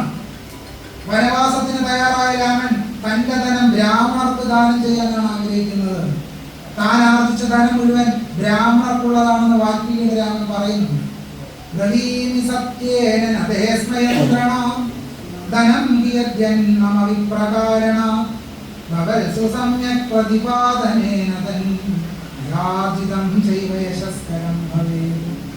അവസരയോട് പറയുകയാണ്, ആ ബ്രാഹ്മണനെ വിളിച്ച് എന്റെ ധനം മുഴുവൻ അവർക്ക് ദാനം ചെയ്യും.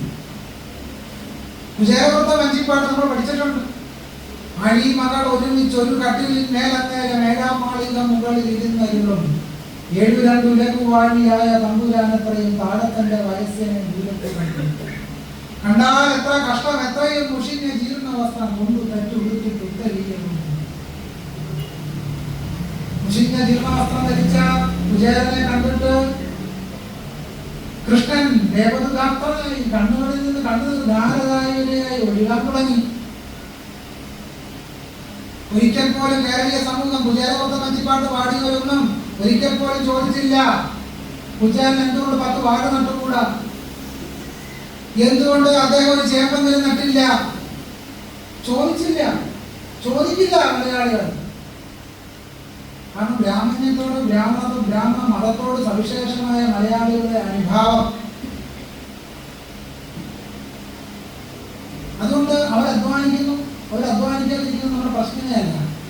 കൃഷ്ണൻ അനുഗ്രഹിക്കുകയാണ് കുചേലൻ. അങ്ങനെ കുചേലന്റെ എല്ലാ ദാരിദ്ര്യവും മാറി എന്നാണ് കുചേലവൃത്തം പച്ചിപ്പാട്ടിലും ഭാഗവതത്തിലെ കുചേലവൃത്തം കഥയിലും പറയുന്നത്. ശ്രദ്ധിക്കേണ്ട കാര്യം, കുചേലൻ എന്ന് പറയുന്ന ബ്രാഹ്മണനെ അല്ലാതെ മറ്റൊരു അബ്രാഹ്മണരെയും അവരുടെ പ്രശ്നങ്ങൾ കൃഷ്ണൻ പരിഹരിച്ചതിന്റെ ചരിത്രം ഭാഗവത പുരാണത്തിൽ ഇല്ല.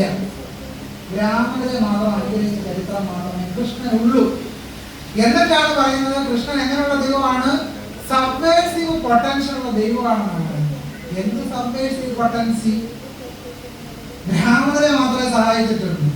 ഈ ആളുകളെ ബഹുജനങ്ങളെ സഹായിച്ച പാരമ്പര്യം കൃഷ്ണചരിത്രത്തിൽ നാം കാണുന്നില്ല എന്നുള്ളതാണ് നാം തിരിച്ചറിയേണ്ട ഏറ്റവും പ്രധാനപ്പെട്ട വിഷയം. ഭാര്യയെ വധിച്ച രാമൻ തന്റെ പ്രവൃത്തിയെ ന്യായീകരിക്കുന്നത് താൻ മനുവിന്റെ ധർമ്മശാസ്ത്രം അനുസരിച്ചാണ് പ്രവർത്തിച്ചത് എന്നാണ്. ശ്രൂയതേ മനുനാ ഗീതൗ ശ്ലോകോ ചാരിത്രവത്സരോ ഗൃഹീതൗ ധർമ്മകുശലൈസ്തഥാ തശ്ചരിതം മയ എന്ന് വാൽമീകി രാമായണം കിഷ്കിന്ധാകാന്ഡം സർഗം 18 ശ്ലോകം 30. മനുവിന്റെ വാക്യം അനുസരിച്ചാണ് ഞാൻ ആരെ കൊന്നത്, ഭാര്യയെ കൊന്നത്.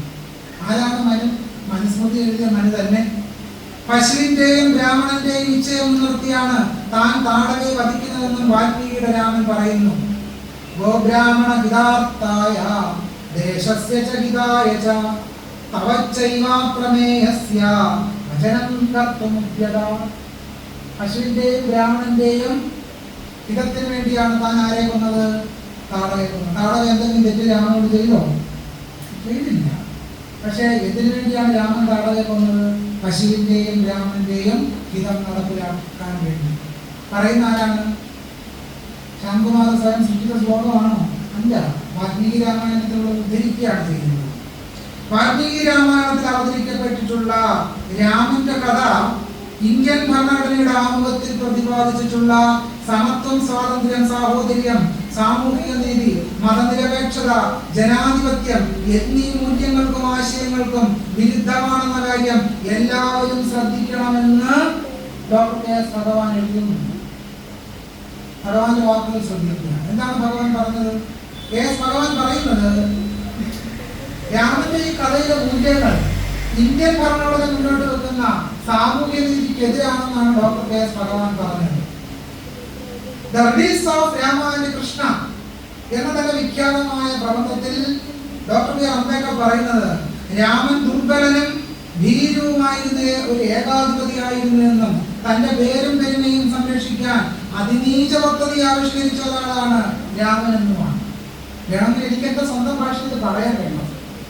പക്ഷെ പറഞ്ഞാൽ എന്താ പ്രശ്നം വെച്ചാല് അംബേദ്കർ പറഞ്ഞാൽ പ്രശ്നമില്ല, നമ്മൾ പറഞ്ഞ പ്രശ്നമാണ്. രാമനെ അവമാനിച്ചെന്ന പേരിൽ നമ്മളെ പിടിച്ച് ചെയ്യില്ല. അതുകൊണ്ട് അംബേദ്കറിനെയൊക്കെ വെച്ചിട്ട് ഇനിയിപ്പോ ഈ ഇതിഹാസ പുരാണ പദങ്ങളെ വിമർശിക്കാൻ കഴിയൂ എന്ന നിലയിലേക്ക് നമ്മുടെ രാജ്യം പൊയ്ക്കൊണ്ടിരിക്കുക. അതുകൊണ്ട് അംബേദ്കർ പറഞ്ഞു, സഹോദരൻ പറഞ്ഞു, ഗാന്ധി പറഞ്ഞു എന്നൊക്കെ ഇനി നമുക്ക് പറയാൻ കഴിയും. നമ്മുടെ സ്വന്തം നിലയ്ക്ക് എന്റെ വാക്കുകളാണെന്ന് പറഞ്ഞാൽ അപ്പോഴേ UAP ചാർജ് നമ്മളെ ജയിലിൽ കിടക്കും. അംബേദ്കർ പറഞ്ഞതുകൊണ്ട് പ്രശ്നമില്ല. ഈ ലോകത്തിൽ ഗുണവാനും വീര്യവാനും ധർമ്മജ്ഞനും കൃതജ്ഞനും സത്യവാക്കും ദൃഢവ്രതനും ചാരിത്രജ്ഞനും എല്ലാവർക്കും ഹിതനും വിദ്വാനും സമർത്ഥനും ഏവർക്കും പ്രിയപ്പെട്ടവനുമായ മഹാൻ ആരാണെന്ന ചോദ്യം വാൽമീകി രാമായണത്തിൽ ഉന്നയിക്കപ്പെടുന്നു. എന്നാൽ ഈ ചോദ്യങ്ങളുടെ എല്ലാം വിരുദ്ധ കോടിയിലാണ് രാമൻ നിൽക്കുന്നത്. ഉത്തരം രാമൻ ഇതൊന്നുമല്ല എന്ന് തന്നെയാണ്. ചാതുർവർണ്ണ്യമാണ് രാമനിൽ നിലകൊള്ളുന്ന ധർമ്മജ്ഞത്വം. വനത്തിൽ ഉപേക്ഷിക്കുമ്പോൾ സീതയോട് രാമൻ സത്യം പറയുന്നേയില്ല. ബ്രാഹ്മണഹിതത്തിനായി സദാ പ്രവർത്തിക്കുന്ന ഒരാൾ എങ്ങനെയാണ് സർവഭൂതഹിതനാവുന്നത്? രാമൻ പ്രിയദർശനാകുന്നത് ബ്രാഹ്മണർക്ക് മാത്രമാണ്, ശംഭൂകന് പോലും അല്ല. ശംഭൂകന് പ്രിയദർശനാണോ രാമൻ? അല്ല. ജിതക്രോധൻ എന്ന പേരിന് പോലും രാമൻ അർഹനല്ല. ജിതക്രോധൻ എന്ന് പറഞ്ഞാൽ കോപത്തെ നിയന്ത്രിക്കുന്നവനെന്നാണ്. ശൂദ്രനായ ശംഭൂകൻ തപസ് ചെയ്യുന്നതിൽ അസൂയ കൊണ്ട രാമനെയാണ് വാൽമീകി രാമായണത്തിൽ നമ്മൾ കാണുക. ഇങ്ങനെ ഇരിക്കെ ചരിത്രത്തിൽ ഇല്ലാത്തതും ഗാന്ധിജി സങ്കല്പിച്ചെടുത്തതുമായ രാമനും വാൽമീകിയുടെ രാമനും ഒരാളാകുന്നത് എങ്ങനെയാണ്? ഇതെന്റെ ചോദ്യം. ഇങ്ങനെ ഇരിക്കെ ചരിത്രത്തിൽ ഇല്ലാത്തതും ഗാന്ധിജി സങ്കല്പിച്ചെടുത്തതുമായ രാമനും വാൽമീകിയുടെ രാമനും ഒരാളാകുന്നത് എങ്ങനെയാണ്? സത്യത്തിൽ നമ്മുടെ തെരുവോരങ്ങളിലും നഗര ചത്വരങ്ങളിലും എല്ലാം കുലച്ചു വെച്ച അസ്ത്രവുമായി നിൽക്കുന്നത് വാൽമീകിയുടെ രാമൻ തന്നെയാണെന്ന് വാൽമീകി രാമായണം പരിശോധിച്ചാൽ അറിയാൻ കഴിയും. വാൽമീകിയുടെ രാമായണത്തെ പറ്റി പറയുന്നത് കരച്ചിലിന്റെ പിന്നാലെ പാഞ്ഞ കാവ്യമാണ്, അതികാവ്യമാണ് രാമായണം. കരച്ചിലിന്റെ പിന്നാലെ പായല്ല. ശ്ലോകത്വമാഗത എന്ന് 10-ാം നൂറ്റാണ്ടിൽ ആനന്ദവർദ്ധനാചാര്യർ രാമായണത്തെ പറ്റി എഴുതി. ശ്ലോകത്വമാഗത, ദുഃഖത്തിൽ നിന്നും ശ്ലോകമുണ്ടായി. ശ്ലോകത്വമാഗത, ദുഃഖത്തിൽ നിന്നും ശ്ലോകമുണ്ടായി, ദുഃഖത്തിൽ നിന്നും കാവ്യമുണ്ടായി. മാനുഷാദ പ്രതിഷ്ഠാത്മകമ ശാശ്വതീ സമാഹ യത്കൗചവിദിനാദേകം അവധി കാമമോഹി. ഇണപക്ഷികളിൽ ഒന്നിനെ വേടൻ അമ്പെയ്തപ്പോൾ അതിൽ നിന്നുള്ള ദുഃഖത്തിൽ നിന്നാണ് വാൽമീകിയുടെ തൂലികയിൽ നിന്ന് രാമായണം പിറന്നു എന്നാണ് കഥ. നോക്കൂ, രാമൻ ഇത്രയധികം ജാതി ഹിംസ കാണിച്ചിട്ടും അതിനെതിരെ വാൽമീകി തൂലിക ധരിപ്പിച്ചിട്ടില്ല, ഒന്നും ചെയ്തിട്ടില്ല. ഒന്നും. ചാതുർവർണ്ണത്തെ ന്യായീകരിക്കുന്ന, ചാതുർവർണ്ണത്തെ ഉറപ്പിക്കുന്ന കർമ്മസിദ്ധാന്തത്തെ ആവോളം കൂട്ടി ഉറപ്പിച്ച ഒരാളാണ് വാൽമീകി. ഈ വാൽമീകിയെ ഈ രാമായണത്തെയും ഇന്ത്യയിലെ ബഹുജനങ്ങൾ, ഇന്ത്യയിലെ ദളിതർ ഏറ്റെടുക്കാൻ വേണ്ടി പറയുന്ന കഥയാണ് വാൽമീകി കീഴാളനാണ് എന്നൊരു കഥ. ആ കഥയിൽ യാതൊരു അടിത്തറയില്ല. കാരണം വാൽമീകി രാമായണത്തിൽ തന്നെ പറയുന്നുണ്ട്, പ്രജേകസോഹം പുത്രഃ, ഞാൻ പ്രജേകസിന്റെ പുത്രനാണ്. സംസ്കൃതത്തിൽ രചിക്കപ്പെട്ട അധ്യാത്മ രാമായണത്തിൽ പറയുന്നുണ്ട്, ഞാൻ ജന്മമാത്ര ദ്വിജത്വം മേ ശൂദ്രാചാരഗതഃ സദാ, ജന്മമാത്ര ദ്വിജത്വം മേ ശൂദ്രാചാരഗതഃ സദാ. ജന്മം കൊണ്ട് ഞാൻ ബ്രാഹ്മണനാണ്, പക്ഷേ കർമ്മം കൊണ്ട് ശൂദ്രനായിപ്പോയി. കർമ്മം കൊണ്ട് മാത്രമേ ഉള്ളൂ ശൂദ്രത്വം, ജന്മം കൊണ്ട് ഞാൻ ബ്രാഹ്മണനാണ് എന്ന് സംസ്കൃതത്തിൽ രചിക്കപ്പെട്ട അധ്യാത്മ രാമായണത്തിന് പറയുന്നു. ഇത് തെളിയിക്കുന്നത് എന്താണ്? വാൽമീകി ബ്രാഹ്മണനല്ല എന്നാണ്, ബ്രാഹ്മണനാണ് എന്നാണ്, ഒരു കീഴാളനല്ല എന്നാണ്. പക്ഷെ ഇത് ഹിന്ദുത്വവാദികൾ വാൽമീകിയെ കീഴാളനാക്കി അവതരിപ്പിച്ചുകൊണ്ട് ശ്രമിക്കുന്നത് എന്താണ്? ഈ രാമായണ കഥയും അതിലെ ബ്രാഹ്മണീകൃത പാഠവും ഇന്ത്യയിലെ മുഴുവൻ ജനസമുദായങ്ങൾക്കിടയിലേക്ക് കുത്തിവെക്കാനാണ് യഥാർത്ഥത്തിൽ ശ്രമിക്കുന്നത് എന്നുള്ളതാണ്. ഒന്നാം ലോക യുദ്ധം നടക്കുന്ന കാലത്ത് നാരായണ ഗുരു ഒരു ശിഷ്യനും തമ്മിൽ നടക്കുന്ന സംവാദം കേരളത്തിന്റെ നവോത്ഥാന ചരിത്രം സമ്പൂർണ്ണമായി തള്ളിക്കളഞ്ഞ ഒന്നാണ് രാമബിംബം എന്ന് തെളിയിക്കുന്നു. ഇത് വളരെ പ്രസക്തമായതുകൊണ്ട് നമുക്കെല്ലാവർക്കും അറിയുന്നതായിട്ട് പോലും ഒന്നുകൂടി ഉപയോഗിക്കാം. ചില കാര്യങ്ങൾ വീണ്ടും വീണ്ടും പറയേണ്ടതായിട്ടുണ്ടല്ലോ. ഇംഗ്ലീഷുകാർ ജയിക്കാൻ നാം ഒക്കെ പ്രാർത്ഥിക്കണം, നമുക്കൊക്കെ സന്യാസം നൽകിയ ഗുരുക്കന്മാരാണവർ എന്ന് ഗുരു പറയുന്നു. ഇത് കേട്ട ശിഷ്യന് സംശയമായി. സന്യാസം നൽകുക എന്ന് വെച്ചാൽ മന്ത്രോപദേശം ചെയ്ത് കാശായം നൽകുകയാണ് പതിവ്. തൃപ്പാദങ്ങൾ കൽപ്പിച്ചതിന്റെ അർത്ഥം മനസ്സിലായില്ല. ശിഷ്യൻ പറഞ്ഞു. നാരായണ ഗുരുവിന് നൽകിയ മറുപടി ശ്രദ്ധേയമാണ്. ശ്രീരാമന്റെ കാലത്ത് കൂടി ശൂദ്രാദികൾക്ക് സന്യസിപ്പാൻ പാടില്ലെന്നല്ലേ പറയുന്നത്? ഹിന്ദുക്കൾ സ്മൃതികൾ നോക്കി ഭരിക്കുന്നവരല്ലായോ? ഹിന്ദുക്കൾ സ്മൃതികൾ നോക്കി ഭരിക്കുന്നവരല്ലായോ എന്നാ ഗുരുസ്വാമികൾ പറഞ്ഞത്. ഗുരുവിനെ സംബന്ധിച്ച് രാമൻ സത്യബോധത്തിന്റെ പേരോ ജഗദാനന്ദകാരകനോ അല്ല. വീണ്ടും ഉച്ചത്തിൽ പറയേണ്ട വാക്യമാണ്. ഗുരുവിനെ സംബന്ധിച്ച് രാമൻ ജഗദാനന്ദകാരകനോ സത്യബോധത്തിന്റെ പേരോ അല്ല. ശൂദ്രാദികൾ തപസ് ചെയ്താൽ അവരുടെ ശിരസ് വെട്ടി പിഴുതെറിയുന്ന ബ്രാഹ്മണ്യ ക്രൂരതയുടെ ബിംബമാണ് രാമൻ എന്നുള്ളതാണ്. യുവാൻ നോവ ഹരാരി അദ്ദേഹത്തിന്റെ ഹോമോ ദിയൂസ് എന്ന് പറയുന്ന ഗ്രന്ഥത്തിൽ എഴുതും, ചരിത്രം എന്നത് ഒരൊറ്റ കഥാതന്തുവല്ല, മറിച്ച് ആയിരക്കണക്കിനായ സമാന്തര കഥകളാണ്. അതിൽ ഒരെണ്ണം നാം പറയുവാനായി തിരഞ്ഞെടുക്കുമ്പോൾ നമ്മൾ അതോടൊപ്പം മറ്റെല്ലാ ചരിത്രങ്ങളെയും നിശബ്ദമാക്കുക കൂടിയാണ് ചെയ്യുന്നത്. ഇത് പറയാൻ എന്താണ് കാരണം? കേരളത്തിന്റെ നവോത്ഥാന ധാരകൾ തെള്ളിക്കളഞ്ഞ രാമബിംബത്തിന്റെ ചരിത്രം നിശബ്ദമാക്കുകയും ഗാന്ധിയുടെയും ത്യാഗരാജന്റെയും രാമബിംബങ്ങൾ മാത്രം ഒരൊറ്റ തന്തുവായി കണ്ടെടുക്കപ്പെടുകയും അവതരിപ്പിക്കപ്പെടുകയും ചെയ്യുന്നതിലൂടെ ചരിത്രത്തെ സമഗ്രമായി ദർശിക്കുന്നതിൽ നിന്നും വഴിതെറ്റിക്കുന്ന കാഴ്ചപ്പാടാണ് സൃഷ്ടിക്കപ്പെടുക. ഇതാണ് അടിസ്ഥാനപരമായ പ്രശ്നം. ഈ പ്രശ്നം നമ്മൾ കാണാതിരുന്നുകൂടാ. മറ്റൊരു കേന്ദ്ര പ്രമേയം ഉപനിഷത്തുക്കളിൽ പുരോഗമനപരമായ അംശമുണ്ട് എന്നുള്ളതാണ് മറ്റൊരു വാദം. അത് സുകുമാർ അഴീക്കോടിന് മുമ്പ് തന്നെ ഇത്തരം ഒരു വാദങ്ങളുണ്ട്. അത് അഴീക്കോടിൽ തുടങ്ങുന്നതുമല്ല, പൗരസ്ത്യവാദികളായ ചിന്തകരിൽ നിന്ന് ആരംഭിക്കുന്നതാണ്. ഉപനിഷത്തുക്കൾ വളരെ പുരോഗമനപരമായ ആശയം. സത്യത്തിൽ ചെയ്യേണ്ടത് ഒരു ദശോപനിഷത്ത് പ്രഭാഷണ പരമ്പര തന്നെ നടത്തേണ്ടതാണ്. ഇതിനെ ഡീപംപ് ചെയ്യും. എത്രമാത്രം ഈ ഉപനിഷത്തുക്കൾ എത്രമാത്രം ജനാധിപത്യ വിരുദ്ധവും മതനിരപേക്ഷ വിരുദ്ധവും ആണെന്ന് തെളിയിക്കണമെങ്കിൽ ഓരോ ഉപനിഷത്തുകളെ മുൻനിർത്തി 1 മണിക്കൂർ 1 മുതൽ 2 മണിക്കൂർ ദൈർഘ്യമുള്ള പ്രഭാഷണ പരമ്പരകളിലൂടെ ഖണ്ഡിക്കപ്പെടാവുന്നതേ ഉള്ളൂ. അതൊക്കെ ആഴത്ത് പഠിച്ച ആളുകളെ കൊണ്ട് അത്തരം കാര്യങ്ങളൊക്കെ പൊടിക്കേണ്ട സമയം കഴിഞ്ഞു എന്നുള്ളതാണ്. ഉപനിഷത്തുകളിലെ ആശയങ്ങൾ വൈരുദ്ധ്യമുണ്ടെന്ന കാര്യം സമ്മതിക്കുമ്പോൾ തന്നെ അതിൽ പുരോഗമനം തേടുന്ന പ്രവർത്തിയിലാണ് ചില ആളുകൾ ഏർപ്പെട്ടിരിക്കുന്നത്. യഥാർത്ഥത്തിൽ തത്വമസി, ഞാൻ ആദ്യം സൂചിപ്പിച്ചതുപോലെ തത്വമസി പറഞ്ഞിരിക്കുന്ന പുസ്തകത്തിൽ തന്നെയാണ് ചണ്ടാളന്മാർ യാഗശാലയിൽ പ്രവേശിപ്പിക്കരുത് എന്ന് കൂടി പറഞ്ഞിരിക്കുന്നു. ചാന്തക്യോപനിഷത്ത് 5:10-7 പറയും, തദ്യൈഹ രമണീയ ചരണ അഭ്യാസോഹയത്തെ രമണീയാം യോനിമാപദ്യേരൻ ബ്രാഹ്മണയോനിം വാ ക്ഷത്രിയയോനിം വാ വൈശ്യയോനിം വാധ ജൈഹ കപൂയ ചരണ അഭ്യാസോഹയത്തെ കപൂയാം യോനിമാപദ്യേരൻ ക്ഷയോനിം വാ സുങ്കരയോനിം വാ ചണ്ഡാലയോനിം വാ. ഇത് ചാന്തോപനിഷത്ത് പറയുന്നു. എന്താണ് അർത്ഥം? അവരിൽ, ശങ്കരാചാര്യരുടെ ഭാഷ്യത്തിന്റെ മലയാള തർജ്ജമയാണ് ഉദ്ധരിക്കുന്നത്, അവരിൽ ആ അനുശയികളിൽ ആരാണോ ഈ ലോകത്തിൽ ശോഭനമായ ശീലത്തോടു കൂടിയിരിക്കുന്നത് അവർ ശോഭനമായ യോനി, അതായത് ബ്രാഹ്മണ യോനിയെയോ ക്ഷത്രിയ യോനിയെയോ പ്രാപിക്കുക എന്നുള്ളത് ശീഘ്രം തന്നെ ഉണ്ടാകുന്നതാണ്. പിന്നെ ഏവർ ഈ ലോകത്തിൽ അശോഭനശീലന്മാരായിരിക്കുന്നുവോ അവർ അശോഭനമായ യോനിയെ, അതായത് ശൂദ്രയോനിയെയോ സൂദ്രയോനിയെയോ ചണ്ടാള യോനിയെയോ പ്രാപിക്കുക എന്നുള്ളത് വേഗത്തിൽ ഉണ്ടാകും. സംഗതി എന്താണ്? പൂന്താനം ജ്ഞാനപ്പാലൻ പറയുമല്ലോ, ചണ്ടകർമ്മങ്ങൾ ചെയ്തവൻ ചാകുമ്പോൾ ചണ്ടാള കുലത്തിന്റെ തുറക്കുന്നു എന്ന കാര്യമാണ് ലളിതമായ കുറച്ചും കൂടെ സംസ്കൃതത്തിൽ കർക്കശമായ ഭാഷയിൽ ചാന്തോക്യോപനിഷത്ത് പറയുന്നുണ്ട്. പട്ടിയായും പന്നിയായും ജനിക്കുന്നവരെല്ലാം കഴിഞ്ഞ ജന്മത്തിൽ പാപം ചെയ്തവരാണെന്നാണ് ആര് പറയുന്നത്? ചാന്തോക്യോപനിഷത്ത് പറയുന്നത്. അഴീക്കോടിന്റെ ഭാഷയിൽ പറഞ്ഞാൽ ഉപനിഷത്ത് ഹിമാലയം പോലെ ശ്രേഷ്ഠമാണെന്ന്. തത്വമസിയുടെ ആമുഖത്തിൽ എങ്ങനെയാണ് ഇത്രയും ശ്രേഷ്ഠമാണെന്ന് എനിക്ക് അറിഞ്ഞുകൂടാ.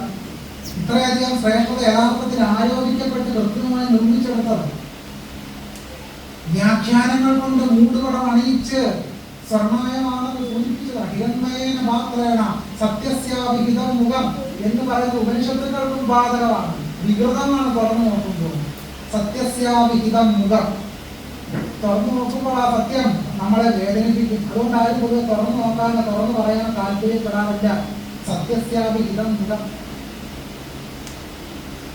ഇങ്ങനെയാണ്. ഗാന്ധിയുമായ സംവാദത്തിന് തയ്യാറായ ഇണ്ടംതുരുത്തി നമ്പ്യാറിനാണ്. ഗാന്ധിയോട് ചോദിച്ചു, താങ്കൾ ഒരു സനാതനിയായ ഹിന്ദുവാണോ? അതെ, ഞാൻ സനാതനിയായ ഹിന്ദുവാണ്. താങ്കൾ കർമ്മത്തിനും പുനർജന്മത്തിനും വിശ്വസിക്കുന്നുണ്ടോ? ഉണ്ട്. അങ്ങനെയാണെങ്കിൽ കൊള്ളക്കാരെക്കാളും ഹീനരായ ഐത്തജാതിക്കാരെ ഈ വഴിയിലൂടെ നടക്കാൻ ഞങ്ങൾ അനുവദിക്കുകയില്ല എന്നാണ് ഇണ്ടംതുരുത്തി നമ്പ്യാറിൽ ഗാന്ധിയുടെ മുഖത്ത് നോക്കുന്നത്. ഗാന്ധിക്ക് മറുപടി ഉണ്ടായിരുന്നില്ല. കാരണം ഗാന്ധി അടിസ്ഥാനപരമായി ഈ കർമ്മത്തിലും പുനർജന്മ സങ്കല്പത്തിലും വിശ്വസിക്കുന്ന ഒരാളായിരുന്നു. ഇവിടാണ് പ്രശ്നം കിടക്കുന്നത്. അപ്പൊ മനുഷ്യരുടെ ജീവിതത്തെ ഒരാള് പണക്കാരനാകുന്നെങ്കിൽ കോട്ടാൻകോട്ട് ഉയർന്ന ജാതി ജനിക്കുന്നവനാണെങ്കിൽ, ഒരാൾ താഴ്ന്ന ജാതി ജനിക്കുന്നവളാണെങ്കിൽ അതിൻ്റെയൊക്കെ കാരണം മുജ്ജന്മത്തിൽ ചെയ്ത പാപകർമ്മത്തിന്റെ ഫലമാണ് എന്ന് പറയുന്നതോടുകൂടി ഇന്ത്യയിൽ നിലനിൽക്കുന്ന അസമത്വ സിദ്ധാന്തങ്ങൾക്ക് സാധൂകരണം ചമയ്ക്കുകയാണ് ഇന്ത്യയിലെ ഇതിഹാസ പുരാണ പാഠങ്ങളും ഉപനിഷത്തുകളും ചെയ്യുന്നത് എന്നാണ്. ഒരു സംശയം തോന്നാം, ഏതാനും ചില ശ്ലോകങ്ങൾ മാത്രം ഉദ്ധരിച്ചുകൊണ്ടല്ലേ ഇത് പറയുന്നത് എന്ന് ചിലപ്പോൾ തോന്നിയേക്കാം. നമ്മള് ഈ ചോറ് വെന്തോന്ന് നോക്കാൻ കലത്തിലെ മുഴുവൻ ചോറ് എടുത്താലും പരിശോധിക്കാറില്ല. ഒന്നോ രണ്ടോ ചോറ് എടുക്കുമ്പോൾ തന്നെ പൊതുവായ സ്വഭാവം പിടിക്കുന്നത്. യഥാർത്ഥത്തിൽ അതുകൊണ്ടാണ് ഞാൻ പറയുന്നത്, വെല്ലുവിളിക്കുകയാണ് യഥാർത്ഥത്തിൽ. ഉപനിഷത്തുക്കൾ മുഴുവൻ കമ്പോട് വായിച്ചുകൊണ്ട് എത്രമാത്രം ജനാധിപത്യ വിരുദ്ധമാണെന്ന് തെളിയിക്കാൻ ഒരു പ്രയാസവും ഇല്ല. പക്ഷെ നമ്മുടെ സമയത്തിന്റെ അഭാവപൂർവം കൊണ്ടാണ് വിഷയങ്ങളെ സൂചിപ്പിച്ച് പോകുന്നത് എന്ന് പറയട്ടെ. ഒരു കൈയിൽ തത്വമസ്യാദി വാക്യങ്ങളും മറുകൈയിൽ അസമത്വത്തെ ശാശ്വതമായി നിലനിർത്താൻ ഉതകുന്ന കർമ്മപുനഃ സങ്കല്പങ്ങളും ബ്രാഹ്മണ്യം ഒന്നുപോലെ പരിപാലിക്കുന്നു. അത്തരം രണ്ടു വൈവിധ്യങ്ങൾ അവതാരക എന്നതിൽ സന്തുഷ്ടനാകാൻ ഒരു കിർക്കന് മാത്രമേ കഴിയുന്ന അംബേദ്കർ ഇത്തരം പുരോഗമന ബ്രഹ്മസങ്കല്പങ്ങളുടെയും തത്വമസ്യാദി വാക്യങ്ങളുടെയും പരിഹാസ്യമായ അവസ്ഥയെ ചൂണ്ടിക്കാട്ടുന്നു. ജാതിയെയും വർണ്ണത്തെയും സ്ഥാപിക്കാത്ത ഒറ്റ പ്രമാണവും ഹിന്ദുമതത്തിലില്ല എന്ന് ഈ മാധവൻ നിരീക്ഷിക്കുന്നുണ്ട്. അടിസ്ഥാനപരമായി ഉപനിഷത്ത് ദർശനം കർമ്മസിദ്ധാന്ത ബന്ധിതമായ ദൈവപ്രകൃതി മനുഷ്യ പ്രവാചകാദി ഹിന്ദു ധാരണകളുടെ സ്വാഭാവികമായ പ്രത്യയശാസ്ത്ര സൃഷ്ടിയാണ് ഐത്താചരണം എന്ന് ഡോക്ടർ മീരാനന്ദ പ്രോഫറ്റ് ഫേസിംഗ് ബാക്ക്വേഡിൽ നിരീക്ഷിക്കുന്നു. വളരെ പ്രസക്തമായ നിരീക്ഷണം കൂടി മീരാനന്ദയുടെ ഗ്രന്ഥത്തിൽ കാണാം. അവർ പറയും, ഹൈന്ദവ ആദിഭൗതികവാദം അനീതിയെ സൈദ്ധികമാക്കുകയും അനീതിയെ പ്രകൃതി നിയമത്തിന്റെ പരിണിത ഫലമെന്ന നിലയിൽ നീതിമത്കരിക്കുകയും ചെയ്യുന്നു. എന്ന് പറഞ്ഞാൽ അസമത്വത്തെ ന്യായീകരിക്കുന്നു. കർമ്മ പുനർജന്മ സിദ്ധാന്തത്തിലൂടെ ജാതി വ്യവസ്ഥ നല്ലതാണെന്ന് പറയുന്നു. സായണത്തെ പ്രായച്ചിത്ത സുധാനിധി എന്ന് പറയുന്ന ഗ്രന്ഥം അതിൽ പറയുന്നത് ഞാൻ നിരവധി വേദികളിൽ പറഞ്ഞിട്ടുള്ള ഒരു കാര്യം. ബ്രാഹ്മണ സ്വർണ്ണഹരണാത് ബഹുമൂത്ര പ്രമേഹമാണ്. ഒരുപാട് മൂത്രം ഒഴിക്കുന്ന പ്രമേഹം, ബാത്റൂമിൽ കയറാൻ നേരമില്ലാതെ മൂത്രം ഒഴിക്കും. അങ്ങനത്തെ പ്രമേഹം, അതിന് കാരണം എന്താണ്? ബ്രാഹ്മണ സ്വർണ്ണഹരണമാണ്. മുജ്ജന്മത്തിൽ നിങ്ങൾ ബ്രാഹ്മണരുടെ സ്വർണ്ണം അപഹരിച്ചതുകൊണ്ടാണ് ഈ ജന്മത്തിൽ നിങ്ങൾക്ക് എന്ത് വന്നത്? ഈ ബാത്റൂമിൽ കയറാൻ കഴിയാത്ത രീതിയിൽ, വാഷ്റൂമിൽ കയറാൻ കഴിയാത്ത രീതിയിലുള്ള മൂത്രം ഒഴിക്കുന്ന പ്രമേഹം. അപ്പൊ മനുഷ്യരുടെ പൊതുബോധത്തെ, ശാസ്ത്രീയ വിചാരത്തെ പരിഹസിക്കുകയും നമ്മളെ പരിഹാസ്യരാക്കുകയും ചെയ്യുന്ന അമ്മൂമ്മ കഥ ബ്രാഹ്മണ്യം നിർമ്മിച്ചെടുത്തിരിക്കുന്നു. നമ്മളത് വീണ്ടും കിടക്കുന്നു എന്നുള്ളതാണ്. 21ാം നൂറ്റാണ്ടിൽ ജീവിക്കുന്ന ഒരു മനുഷ്യന് 2000 വർഷം മുമ്പുള്ള തികച്ചും പൗരാണികവും ബ്രാഹ്മണികവുമായ ഇത്തരം പ്രപഞ്ച വീക്ഷണങ്ങൾ ഇനിയും ശിരസിലേക്ക് നടക്കേണ്ടതുണ്ടോ എന്ന് ആധുനിക പൗരമെന്ന നിലയിൽ ആത്മവിമർശനപരമായി നമ്മൾ പരിശോധിക്കേണ്ടതുണ്ട് എന്നുള്ളതാണ് നമ്മൾ തിരിച്ചറിയേണ്ടത്. ഇതിലൂടെ ഞാൻ എൻ്റെ സംഭാഷണത്തിലെ ഒന്നാം ഭാഗം അവസാനിപ്പിച്ചിട്ടുണ്ട്. രണ്ടാം ഭാഗത്തിലേക്ക് പേടിക്കണ്ട, ഉടനെ അവസാനിപ്പിക്കാം. രണ്ടാം ഭാഗം എളുപ്പം തീരുന്നു, വിഷമിക്കണ്ട. ഒന്നാം ഭാഗമേ കഴിഞ്ഞു ഉള്ളൂ എന്നതായിരിക്കും പ്രശ്നം. രണ്ടാം ഭാഗത്ത് ഞാൻ പ്രധാനമായിട്ടുള്ള ചർച്ചയ്ക്ക് എടുക്കുന്നത് ആശാന്റെ സീതാകാവ്യമാണ്. കുമാരനാശാന്റെ സീതാകാവ്യം. നമ്മൾ മതനിരപേക്ഷമായി കെട്ടഴിച്ചു വിട്ട് സീതയെ കെട്ടഴിച്ചു വിടുകയാണല്ലോ. ആശാൻ സീത അങ്ങനെ കെട്ടഴിച്ചു വിട്ടു. ആ കെട്ടഴിച്ചു വിട്ടപ്പോഴുള്ള പ്രശ്നത്തെ പറ്റിയാണ് ഞാൻ അവിടെ സൂചിപ്പിക്കുന്നത്. ഇത് പറയുമ്പോൾ നമ്മൾ കുമാരനാശാനെ ഹിന്ദുത്വവാദിയാക്കാനല്ല ഞാൻ ശ്രമിക്കുന്നത്, അതിന്റെ യാതൊരു കാര്യവുമില്ല. പക്ഷെ എങ്ങനെയാണ് ആശാനിൽ പോലും സ്വാഭാവികമായ ഒരു മൂല്യവസ്ഥയായ ബ്രാഹ്മണ്യം നിലീനമായിരിക്കുന്നത്, നിലയുറപ്പിച്ചിരിക്കുന്നത് എന്നുള്ളതാണ് സൂചിപ്പിക്കുന്നത്. അതുകൊണ്ട് ആശാൻ കൊണ്ടു നടന്ന, ആശാൻ സൃഷ്ടിച്ചെടുത്ത ചിന്താവിഷ്ടയായ സീതയെ കൂടി ഉപേക്ഷിക്കാതെ കേരള സമൂഹത്തിന് മുന്നോട്ട് പോകാൻ കഴിയില്ല. ഇതാണ് പാവയോ ഇവൾ എന്ന് ആശാന്റെ സീത പറഞ്ഞപ്പോൾ കേരളം മുഴുവൻ നടുങ്ങി തെറിച്ചു എന്നൊക്കെ ചിലപ്പോൾ നമുക്ക് തോന്നിയേക്കാം. പാവയോ ഇവൾ എന്ന് സീത രാമനോട് ചോദിക്കുകയാണല്ലോ. ഭയങ്കര ധീരമായ ചോദ്യമാണെന്ന് നമുക്ക് തെറ്റിദ്ധാരണ. പാവയോ, ഞാൻ ആരാണ്, നിങ്ങളുടെ അടിമയാണോ എന്ന് ചോദിക്കുന്നതിന് സമാനമാണ്. പക്ഷേ സൂക്ഷ്മ പരിശോധനയിൽ വ്യക്തമാകും ഈ പറയുന്ന ധീരതയൊന്നും യഥാർത്ഥത്തിൽ ഇല്ല എന്ന്. ഒന്നാമത്തെ ഭാഗം, ഈ രണ്ടാം ഭാഗത്തിന്റെ ഒന്നാമത്തെ ഭാഗം സീതാകാവ്യത്തിലെ വേദാന്ത കർമ്മ ഭാവനകൾ. അദ്വൈത വേദാന്ത ചിന്തകളുടെ സ്വാധീനം ആശാന്റെ കൃതികളിൽ നമ്മൾ പ്രത്യേകിച്ച് പറയേണ്ട ആവശ്യമില്ലാത്ത വിധം ദൃഷ്ടമാണ്. സീതാകാവ്യത്തിൽ സീതയിലുള്ള ജീവിതത്തെ സംബന്ധിച്ച അഭിസന്ധികളും പ്രശ്നങ്ങളും വെളിവാക്കുമ്പോൾ അതെല്ലാം വേദാന്ത കർമ്മ സിദ്ധാന്ത ബന്ധിതമായാണ് ആശാൻ ആവിഷ്കരിക്കുന്നത്. ഒരു നിശ്ചയമില്ല ഒന്നിനും, വരും ഓരോ ദശ വന്ന പോലെ പോം എന്ന കവിസുക്തികൾ ഇന്ത്യൻ കർമ്മ സിദ്ധാന്തത്തിന്റെ സ്വാധീനതയിലാണ് സൃഷ്ടിക്കപ്പെടുന്നത്. ഒരു കൈ പ്രഹരിക്കവേ പിടിച്ചൊരു കൈ കൊണ്ട് തലോടുമേ ഇവൾ എന്ന് നിയതിയെ പറ്റിയുള്ള, വിധിയെ പറ്റിയുള്ള ചിന്തകൾ സീതാകാവ്യത്തിലെ കർമ്മബന്ധിതവും മനുഷ്യന് തടുക്കാൻ കഴിയാത്തതുമായ വിധിവിധത്തെ ഉറപ്പിക്കുന്നു.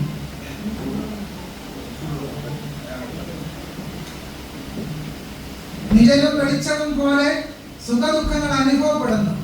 അഴലും ദുഃഖവും സ്ഫുരിപ്പതും നിഴലും ദീപവും എന്ന പോലവേ എന്ന് കവി പ്രസ്താവിക്കുമ്പോഴും അത് കേവലമായ ഒരു ലോകോക്തി അല്ലെന്നും കർമ്മസിദ്ധാന്തത്തിന്റെ നിഴൽ ഈ വരികളിലും വീണ് കിടക്കുന്നുണ്ടെന്നും നമുക്ക് കാണാവുന്നതാണ്. ഗർഭിണിയായ സീത കാട്ടിൽ ഉപേക്ഷിക്കപ്പെടാൻ കാരണം കർമ്മ വിഭാഗമാണെന്നാണ് ആശാന്റെ സീതാകാവ്യം പറയുന്നത്. നോക്കൂ, രാമനെ ന്യായീകരിക്കുന്നു നോക്കി ആശാൻ. സീതയുടെ കർമ്മഫലം കൊണ്ടാണ് സീതയ്ക്ക് കാട്ടിൽ പോകേണ്ടി വന്നത് എന്നാണ് ആര് പറയുന്നത്? ആശാൻ പറയുന്നത്.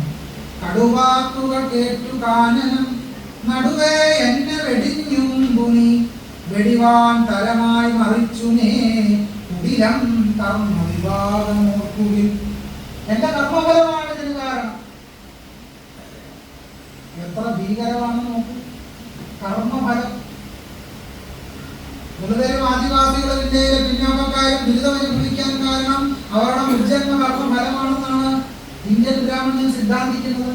അതേ സിദ്ധാന്തം ആശാന്റെ സീതാകാവ്യത്തിൽ, കർമ്മവിഭാഗം എന്ന സങ്കല്പം ആശാന്റെ സീതാകാവ്യത്തിൽ നിരന്തരം ആവർത്തിക്കപ്പെടുന്നുണ്ട് എന്ന വസ്തുത കർമ്മഫല സിദ്ധാന്താശയത്തിന്റെ സ്വാധീനം എത്രയധികമാണെന്ന് ബോധ്യപ്പെടുത്തുന്നുണ്ട്. ഇന്ത്യൻ ജാതി വ്യവസ്ഥയുടെ പ്രത്യയശാസ്ത്രപരമായ അടിത്തറ കർമ്മസിദ്ധാന്തത്തിലാണ്. കർമ്മസിദ്ധാന്തം ജാതി വ്യവസ്ഥയെ സാധൂകരിച്ച് നിലനിർത്തുന്നു. ഒരു വ്യക്തി അനുഭവിക്കുന്ന സുഖദുഃഖാവസ്ഥകളെ നിർണ്ണയിക്കുന്നത് അവരവർ ചെയ്ത പുണ്യപാപ കർമ്മങ്ങളുടെ ഫലമാണെന്നതാണ് കർമ്മഫല സിദ്ധാന്തം. ഉന്നത ജാതിയിലും ഉയർന്ന സമ്പത്തുള്ള ഇടങ്ങളിൽ ജനിക്കുന്നവർ പുണ്യകർമ്മങ്ങൾ ചെയ്തവരാണെന്നും സമൂഹത്തിൽ അരികുവൽക്കരിക്കപ്പെട്ടവർ ഹീനജാതികളിൽ പിറന്ന് സാമ്പത്തികവും സാമൂഹികവുമായ അസമത്വം അനുഭവിക്കുന്നതിന് കാരണം കർമ്മഫലമാണെന്നാണ് കർമ്മസിദ്ധാന്തം പറഞ്ഞു വെക്കുന്നത്. സാമൂഹികമായ അസമത്വം നേരിടുന്നവർ നൂറ്റാണ്ടുകളായി പ്രസ്തുത അസമത്വ വ്യവസ്ഥയ്ക്കെതിരെ കലാപം ഉയർത്തുന്നതിനും തടഞ്ഞു നിർത്തിക്കൊണ്ട് ജാതി വ്യവസ്ഥയുടെ പ്രത്യയശാസ്ത്ര അടിത്തറയായി കർമ്മസിദ്ധാന്തം നിലനിന്നു. ഇതിഹാസ പുരാണ പാഠങ്ങളും ഗീതയും ശങ്കരാദ്വൈതവും എല്ലാം ഒന്നുപോലെ പിൻപറ്റുന്ന ഒന്നാണ് അസമത്വത്തിന്റെ ന്യായീകരണ യുക്തിയായ കർമ്മസിദ്ധാന്തം. തനിക്കിപ്പോൾ സീതയെ പിരിഞ്ഞ് കഠിന ദുഃഖം അനുഭവിക്കേണ്ടി വന്നത് കർമ്മഫലം കൊണ്ടാണെന്ന് വാൽമീകി രാമായണത്തിൽ രാമൻ പ്രസ്താവിക്കുന്നുണ്ട്. ആരണ്യകാന്ഡം 63-ാമത്തെ സർഗം 4-ാമത്തെ ശ്ലോകം. പശുക്കുട്ടി അതിന്റെ മാതാവിനെ തിരഞ്ഞെത്തുന്നത് പോലെ കർമ്മഫലം അതിന്റെ ഭോക്താവിന്റെ സമീപം കൃത്യമായി എത്തിച്ചേരുമെന്ന് മഹാഭാരതവും പറയുന്നു. ഒരു വ്യക്തി ഉയർന്ന കുലത്തിൽ ഉയർന്ന സമ്പത്തോടൊപ്പം ജനിക്കുന്ന വിമാനം കർമ്മഫലമാണെന്ന് ഗീതാഭാഷ്യത്തിൽ ശങ്കരാചാര്യനും സിദ്ധാന്തിക്കുന്നു. ഇങ്ങനെ അസമത്വത്തിന്റെ സാധൂകരണ യുക്തിയായി പ്രവർത്തിക്കുന്ന കർമ്മ വിഭാഗമാണ് ആശാന്റെ സീതാകാവ്യത്തിൽ ഇടം നേടിയിട്ടുള്ളത്. കാടിന്റെ നടുവിൽ താൻ ഉപേക്ഷിക്കപ്പെട്ടത് കർമ്മ വിഭാഗത്താലാണെന്ന സീതാകാവ്യത്തിലെ സീതാവചനം ആയിരത്താണ്ടുകളായി ചരിത്രത്തിൽ ഒരു ജനതയെ അടിച്ചമർത്തിയ സിദ്ധാന്തോക്തികളുടെ പുനർഭാഷ്യമാണ്. ഇതാകട്ടെ പാരമ്പര്യത്തിൽ നിന്നുള്ള വിച്ഛേദമല്ല, പാരമ്പര്യത്തെ സാധൂകരിക്കലായാണ് കലാശിക്കുന്നത്. എന്താണ് ഈ വരികളുടെ പ്രസക്തി? ചില പുരാതനകാരികൾ പറയുന്നത് ആശാന്റെ സീതാകാവ്യം പാരമ്പര്യത്തിനുള്ളിൽ നിന്നുകൊണ്ട് പാരമ്പര്യത്തിനെതിരെ നടത്തുന്ന സമരം എന്നാണ് പറയുന്നത്. ഒന്നുമില്ല, ഒരു തോന്നൽ. പാരമ്പര്യത്തെ സാധൂകരിക്കുന്ന സമരങ്ങളുണ്ട്, അല്ലാതെ പാരമ്പര്യത്തിനെതിരായ ഒരു സമരവും സീതാകാവ്യത്തിലില്ല. തപോവന പരിശുദ്ധി നിത്യം യാഥാർത്ഥ്യവും. കത്തിയെരിയുന്ന ഭയങ്കര വനത്തിൽപ്പെട്ടുപോയ വ്യക്തി തൊട്ടടുത്ത ശീതളമായ നീർത്തടാകം കണ്ടെത്തുന്നത് പോലെയും തിരതല്ലി ഉയരുന്ന മഹാസമുദ്രത്തിൽ ഉഴന്നയാൾ പെട്ടെന്ന് കര കണ്ടെത്തുന്നത് പോലെയും അത്യന്തം ശാന്തികരമായിരുന്നു ആശ്രമം എന്ന് സീതാകാവ്യം പറയുന്നു. എരിയുന്ന മഹാവനങ്ങൾ തൻ അരികിൽ ശീതള നീർത്തടാകമോ തിരതല്ലി എഴുന്ന സിന്ധുവിൻ അഴയോ ശാന്തികരം തപോവൻ. തപോവൻ അത്ര ശാന്തമായ ഇടമാണ് എന്നാണ്.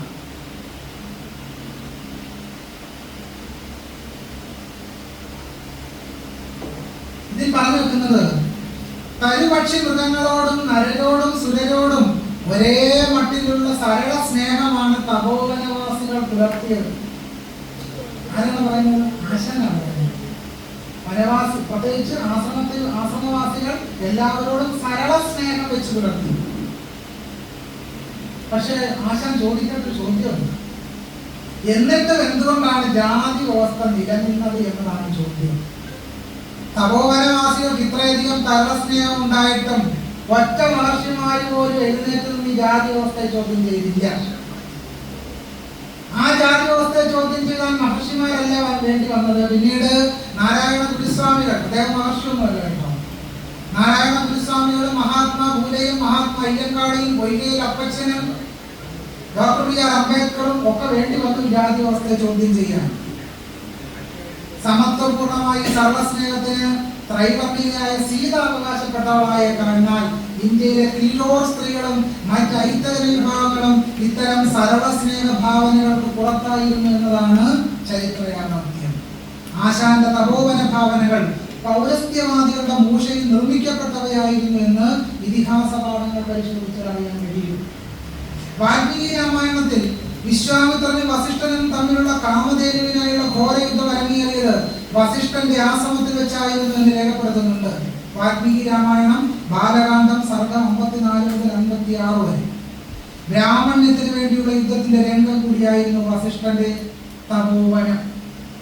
ബ്രാഹ്മണ്യം എന്ന ബലമാണ് ഏറ്റവും വലിയ ബലമെന്ന് ക്ഷത്രിയനായ വിശ്വാമിത്രനോട് വസിഷ്ഠൻ ഉദ്ഘോഷിച്ചതും ശാന്തികരമെന്ന് ആശാൻ തീർത്തിച്ച തപോവനത്തിൽ തന്നെയായിരുന്നു.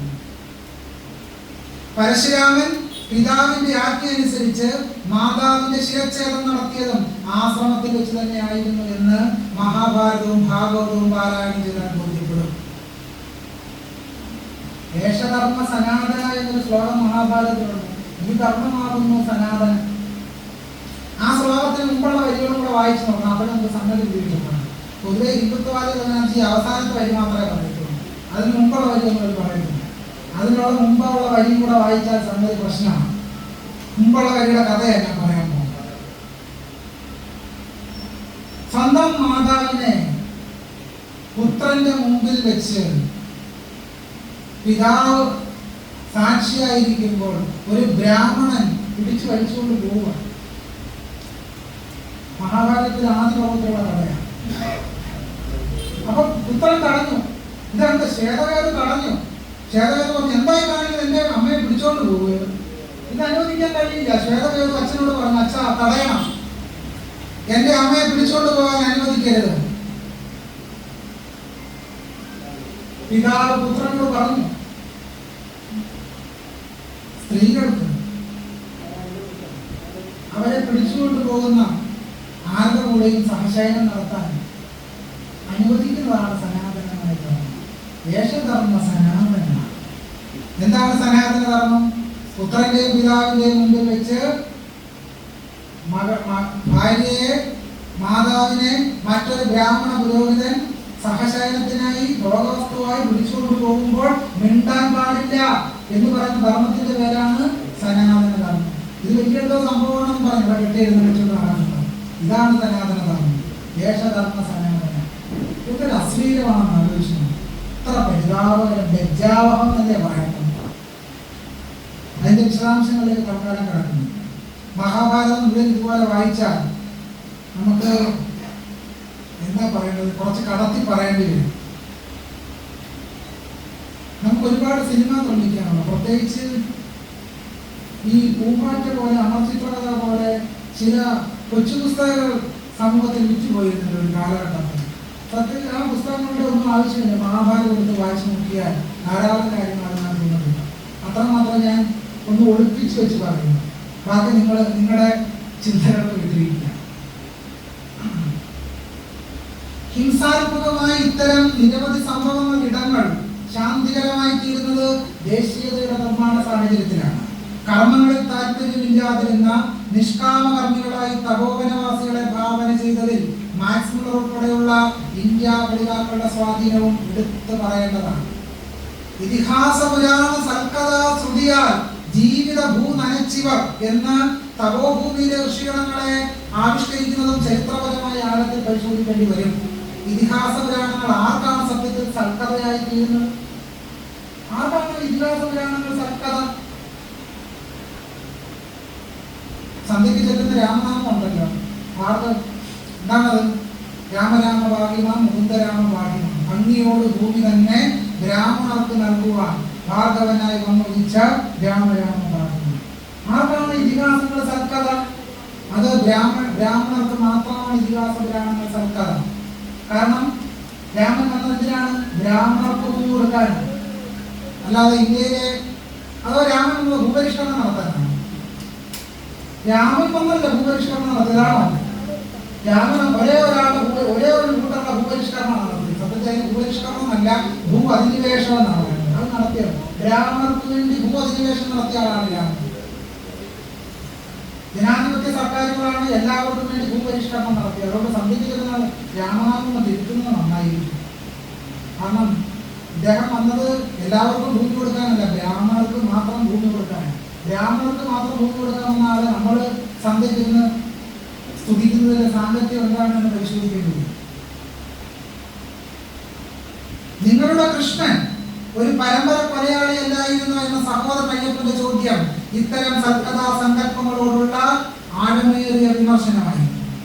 അസമത്വത്തിന്റെ കൊടിയ പീഡകൾ അനുഭവിച്ചിരുന്ന ഒരു ജനതയ്ക്ക് വർണ്ണാശ്രമ ചാതുർണ്ണ വ്യവസ്ഥയുടെ നിരീകരണമായ ഇതിഹാസ പുരാണങ്ങൾ സൽക്കഥകളായിരിക്കാൻ തരമില്ല. ആശാൻ ജാതി വ്യവസ്ഥയ്ക്കെതിരായി നിലകൊണ്ടപ്പോഴും ആന്തരികമായി ഇതിഹാസ പുരാണ പാഠങ്ങളുടെ മൂല്യവസ്ഥയിൽ നിന്നും വിടുതി നേടുവാൻ കഴിയുന്നില്ല എന്നാണ് സീതാകാവ്യ സന്ദർഭങ്ങൾ തെളിയിക്കുന്നത്.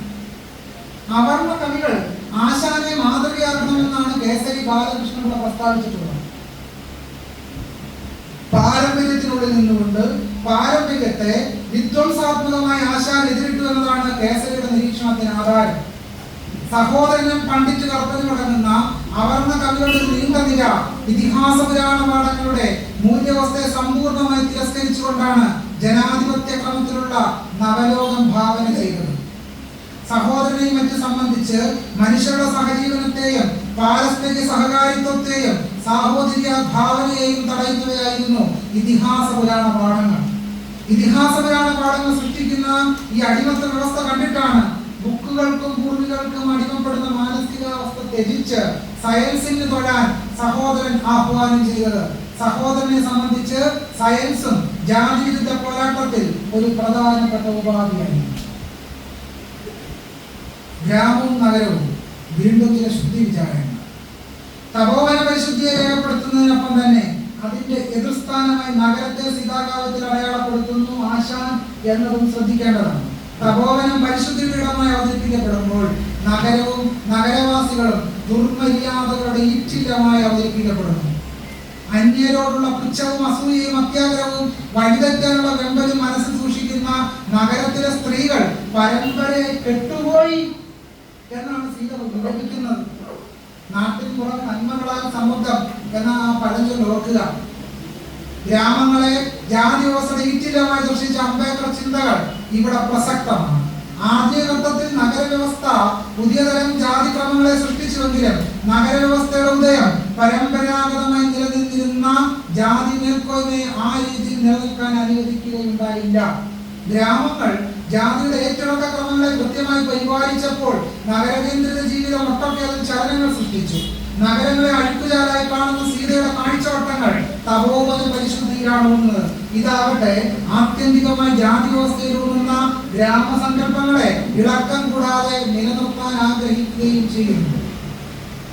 ജാതിയുടെ മേൽക്കോയ്മ പ്രത്യയശാസ്ത്രം ഹീനമാക്കിയ മനുഷ്യ മനസ്സുകളുടെ ജീവിതക്രമങ്ങളെ മുൻനിർത്തി ഉണ്ടാവാത്ത ആകുലത നഗരവാസികളെ കുറിച്ച് മാത്രമാകുമ്പോൾ അതിനു പിന്നെ നിലക്കുള്ള ചരിത്ര സന്ദർഭങ്ങൾ എന്തൊക്കെയാണെന്ന് ആലോചിക്കേണ്ടി വരും. ഇന്ത്യൻ ജാതി വ്യവസ്ഥ ഗ്രാമനഗര ഭേദമന്യേ മനുഷ്യരെ സാഹോദര്യ സമത്വ ജീവിത സങ്കല്പത്തിൽ നിന്നും അകറ്റി നിർത്തുമ്പോൾ നാഗരികരെ മാത്രം കുറ്റവാളിയാക്കുന്നതിൽ അർത്ഥമൊന്നുമില്ല തന്നെ. തപോവന പരിശുദ്ധി സ്ഥാപിക്കാനായി നഗരത്തെ അഴുക്കുചാലായി ആവിഷ്കരിക്കുന്നതിന്റെ സാംസ്കാരിക രാഷ്ട്രീയം പഠനീയമാണ്. ഭൂമിയിൽ വേദങ്ങൾ പോലെ ആദരിക്കപ്പെടേണ്ടവരാണ് തപസ്സികൾ എന്ന് ആശാൻ പറയുന്നത്. മഹിയിൽ ശ്രുതി പോലെ മന്യമാർ പ്രയതാത്മാക്കൾ ഋഷിപ്രസൂതിമാർ എന്ന കാവ്യഭാഗം ജനാധിപത്യ മൂല്യവസ്ഥ എത്രമാത്രം പരിപോഷിപ്പിക്കുന്നതാണെന്നും പരിശോധിക്കേണ്ടതാണ്. തപസ്സികൾക്ക് വേദത്തിന് ലഭിക്കുന്നതിന് തുല്യമായി ലഭിക്കുന്ന ആദരവിന്റെ ശ്രദ്ധിക്കുക. തപസ്സികൾക്ക് വേദത്തിന് ലഭിക്കുന്ന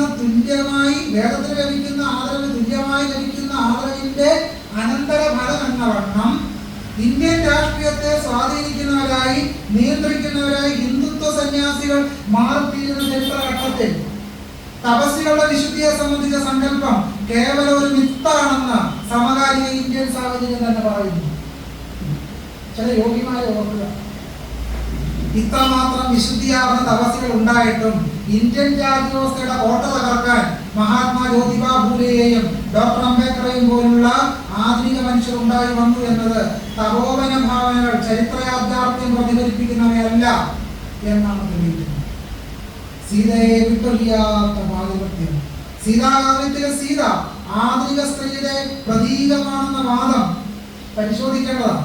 നവോത്ഥാന എന്ന ആശയം കേരള സമൂഹത്തെ പരിഷ്കരണത്തിന് വിധേയമാക്കിയെന്ന് പൊതുവെ വാദിക്കപ്പെടാറുണ്ടെങ്കിലും സ്ത്രീകളെ സ്വതന്ത്ര കർത്തൃത്വമുള്ള വ്യക്തികളായി നവോത്ഥാനാധുനികതയുടെ കേരളത്തിലെ പ്രക്രിയാ സന്ദർഭങ്ങൾ പരിഗണിച്ചിട്ടുണ്ടോ എന്ന കാര്യവും സംശയാസ്പദമാണ്.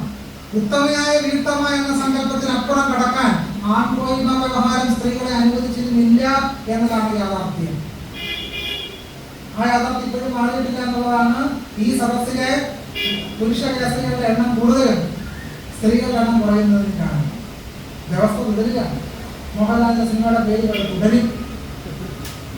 ഇങ്ങനെ നോക്കുമ്പോൾ സീതാകാവ്യത്തിലെ സീത ആധുനിക സ്ത്രീയുടെ പ്രതിനിധി എന്ന അവകാശവാദത്തെ ഇലകീറിൽ പരിശോധിക്കേണ്ടി വരും. സീത ഏത് വിഭാഗം സ്ത്രീയുടെ പ്രതീകവും പ്രതിനിധിയുമാണ് എന്നതാണ് പ്രാഥമികമായ ചോദ്യം. ഏത് വിഭാഗം സ്ത്രീകളുടെ പ്രതിനിധിയാണ് സീത? പതിയാകുന്ന പരദേവതയ്ക്ക് മനസ്സർപ്പിച്ച ഭക്തയായ സീത സ്വതന്ത്ര കർത്തൃത്വമുള്ള ആധുനിക വ്യക്തിത്വമല്ല. പതിയാം പരദേവതയ്ക്കോ മതിയർപ്പിച്ചൊരു ഭക്തയല്ലി ഞാൻ. ആശാങ്ക സീത പറയുന്നത് എന്താണ് പറയുന്നത്? പതിയാം പരദേവതയ്ക്കോ മതിയർപ്പിച്ചൊരു ഭക്തയല്ലി ഞാൻ. പതിയായ രാമനോടുള്ള സമ്പൂർണ്ണ ആത്മസമർപ്പണത്തിന്റെ പ്രതീകം മാത്രമാണ് സീത. പതിയുടെ ഇംഗിതത്തിന് വിരുദ്ധമായി സീത പെരുമാറില്ല എന്ന് കവി പാടുമ്പോൾ ഭർത്താവിന് അടിമപ്പെട്ട് ജീവിക്കുന്ന പതിവ്രതയായി ജീവിതം നയിക്കുന്ന കുടുംബിനിയുടെ ചിത്രമാണ് ആശാങ്ക സീതാകാവ്യത്തിൽ തെളിയുന്നത്. പതിചിത്ത വിരുദ്ധ വൃത്തിയാ മതിയുണ്ടോ കടരുന്നു ജാനകി. ഭർത്താവിന്റെ ഇംഗിതത്തിനെതിരായി പെരുമാറാത്ത സീതയുടെ ചിത്രം ഒരു രൂപകത്തിലൂടെ കവി ആവിഷ്കരിക്കുന്നു. പുതുകൊണ്ടിടുമോ മഹോദതിക്കെതിരായി ജാഹ്നവി തന്നൊഴുക്കുകൾ. മഹാസമുദ്രത്തിനെതിരായി ഗംഗയുടെ ഒഴുക്ക് തീരുമോ എന്ന് രൂപകാത്മകമായി സന്ദേഹം ഉന്നയിക്കുന്നതിലൂടെ ഭർത്താവിന്റെ ഇഷ്ടങ്ങളും മഹാസമുദ്രമായും സീത കേവലം ഒരു നദിയായും ആവിഷ്കരിക്കപ്പെടുന്നു. ഇവിടെ അടയാളപ്പെടുത്തുന്ന മഹാസമുദ്രം എന്നത് ത്രൈവർണിക പുരുഷാധിപത്യ വ്യവസ്ഥയെ കുറിക്കുന്നു. സ്ത്രീകൾ ഈ ത്രൈവർണിക പുരുഷ മേൽക്കോയ്മയ്ക്കെതിരായി നീങ്ങാൻ പാടില്ല എന്ന സന്ദേശവും അതിൽ അന്തർലീനമാണ്. ഇതിഹാസ പാഠത്തിൽ നിന്നും ചിന്താവിഷ്ടയായ സീതയ്ക്ക് പലവിധ മാറ്റങ്ങൾ ഉണ്ടെന്ന് നിരീക്ഷിക്കപ്പെട്ടിട്ടുണ്ടെങ്കിലും പതിവ്രതയായ സീത എന്ന സങ്കല്പത്തിന് ഒരുവിധ മാറ്റങ്ങളുമില്ല. ആധുനിക സ്ത്രീ എന്ന സങ്കല്പം പതിവ്രതയായ സീതയിൽ ഉള്ളടക്കാനാണ് ശ്രമിക്കുന്നത് എന്ന് കാണാം. പാവയോ ഇവൾ എന്ന് സീത ചോദ്യം ഉന്നയിക്കുന്നുവെങ്കിലും ആ ചോദ്യത്തിന്റെ കർത്താവായ സീതയെ പാതിവൃത്യത്തിന്റെ ബാധ വിട്ടൊഴിഞ്ഞിട്ടില്ല. ഭൗതിക ലോകത്തിന്റെ അതിരുകളറ്റ ശാന്തവും അനഘവുമായ അതിധാമത്തിലെത്തിയതായി അനുഭവപ്പെടുന്ന സീത ഭൗതിക ലോകത്തിലെ മൂർത്ത യാഥാർത്ഥ്യങ്ങളോടാണ് വിട പറയുന്നത്. പാവയോകളെന്ന് പറഞ്ഞാൽ ആകാശത്തോട് ഉയർന്നു പോകും. സാധാരണ സ്ത്രീകൾ പാവയോളം പറഞ്ഞ് അവിടെ പോകാൻ കഴിയത്തില്ല. പിന്നെ അടുക്കളയിൽ തേങ്ങ ചിരണ്ടാനും സാമ്പാറിന് കഷ്ണം അരിയാനും ഇരിക്കുക. പാവയോളം ഉയർത്തുമ്പോൾ ഒന്ന് പറക്കാനും എളുപ്പമാണ്. നിത്യജീവിത വ്യവഹാരത്തിൽ ഇടപെടാനാണ് പ്രശ്നം. പൗരസമക്ഷം ലോകം വെടിഞ്ഞ സതിയായ സീത ഭൗതിക ലോകത്തിലെ മൂർത്ത യാഥാർത്ഥ്യങ്ങളോടുള്ള പ്രതികരണങ്ങളിൽ നിന്നുകൂടിയാണ് ഇവിടെ പറയുന്നത്. ആദിധാമത്തിലേക്ക് വിലയം പ്രാപിക്കുന്ന സീതാസങ്കല്പം ഭൗതിക ലോകത്ത് സ്ത്രീകൾ നേരിടുന്ന നിരന്തര പ്രതിസന്ധികളിൽ ഒരു സാമൂഹ്യ രാഷ്ട്രീയ ഭാരമാണ്. ഒറ്റവാക്കിൽ പറഞ്ഞാൽ സീത ഇന്ത്യക്ക് ഒരു ഭാരം. ഹൈന്ദവ സ്വത്വഭാവനയെ ബലപ്പെടുത്തുന്ന ഇത്തരം സീതാസങ്കല്പങ്ങൾ മറികടക്കുന്നതിലൂടെ മാത്രമേ ബഹുസ്വരമായ ഇന്ത്യൻ സമൂഹത്തിലെ വൈവിധ്യം അംഗീകരിക്കാൻ കഴിയും. ഒരു ദളിത് സ്ത്രീക്കോ ഒരു മുസ്ലിം വനിതയ്ക്കോ ഒരു ക്രിസ്ത്യൻ യുവതിക്കോ സീത മാതൃകയാകണമെന്ന പിടിവാശി വൈവിധ്യത്തിൽ അധിഷ്ഠിതമായ ഇന്ത്യൻ സാമൂഹ്യ ജീവിതത്തിൽ നിരാകരിക്കലാണ്. അതുകൊണ്ട് തന്നെ സീത ഇന്ത്യൻ സമൂഹത്തിലെ ഏത് വിഭാഗം സ്ത്രീകളുടെ പ്രതിനിധിയും പ്രതീകവുമാണെന്ന ചോദ്യം ചരിത്രത്തിൽ നിരന്തരം ആവർത്തിച്ചുകൊണ്ടിരിക്കും. എസ്എൻഡിപിയുടെ 20ാം വാർഷികത്തിൽ ആശാൻ എഴുതി വായിച്ച അധ്യക്ഷ പ്രസംഗത്തിൽ പ്രധാന കാര്യം സൂചിപ്പിക്കുന്നു. അതിതാണ്: മാന്യപാതരായ ശ്രീനാരായണ പരമഹംസദേവരുടെ ഏകാന്തമായ തപസ്യ ജീവിതം ലോകസേവയ്ക്കായി മാറുന്ന ഘട്ടത്തിലാണ് നമ്മുടെ യോഗം ഉദ്ഭവിച്ചിരിക്കുന്നത്. ഹിന്ദുമതത്തെ ജാതി വ്യവസ്ഥയാണ് അദ്ദേഹത്തിന്റെ പ്രവൃത്തി പരിധിയെ സങ്കോചിപ്പിച്ചത്. താൻ ജനിച്ചു വളർന്ന ജാതിയുടെ അതൃപ്തികരമായ സാമുദായിക സ്ഥിതി ഒന്നാമതായി അദ്ദേഹത്തിന്റെ ശ്രദ്ധയെ ആകർഷിച്ചതിൽ അത്ഭുതപ്പെടാനില്ല.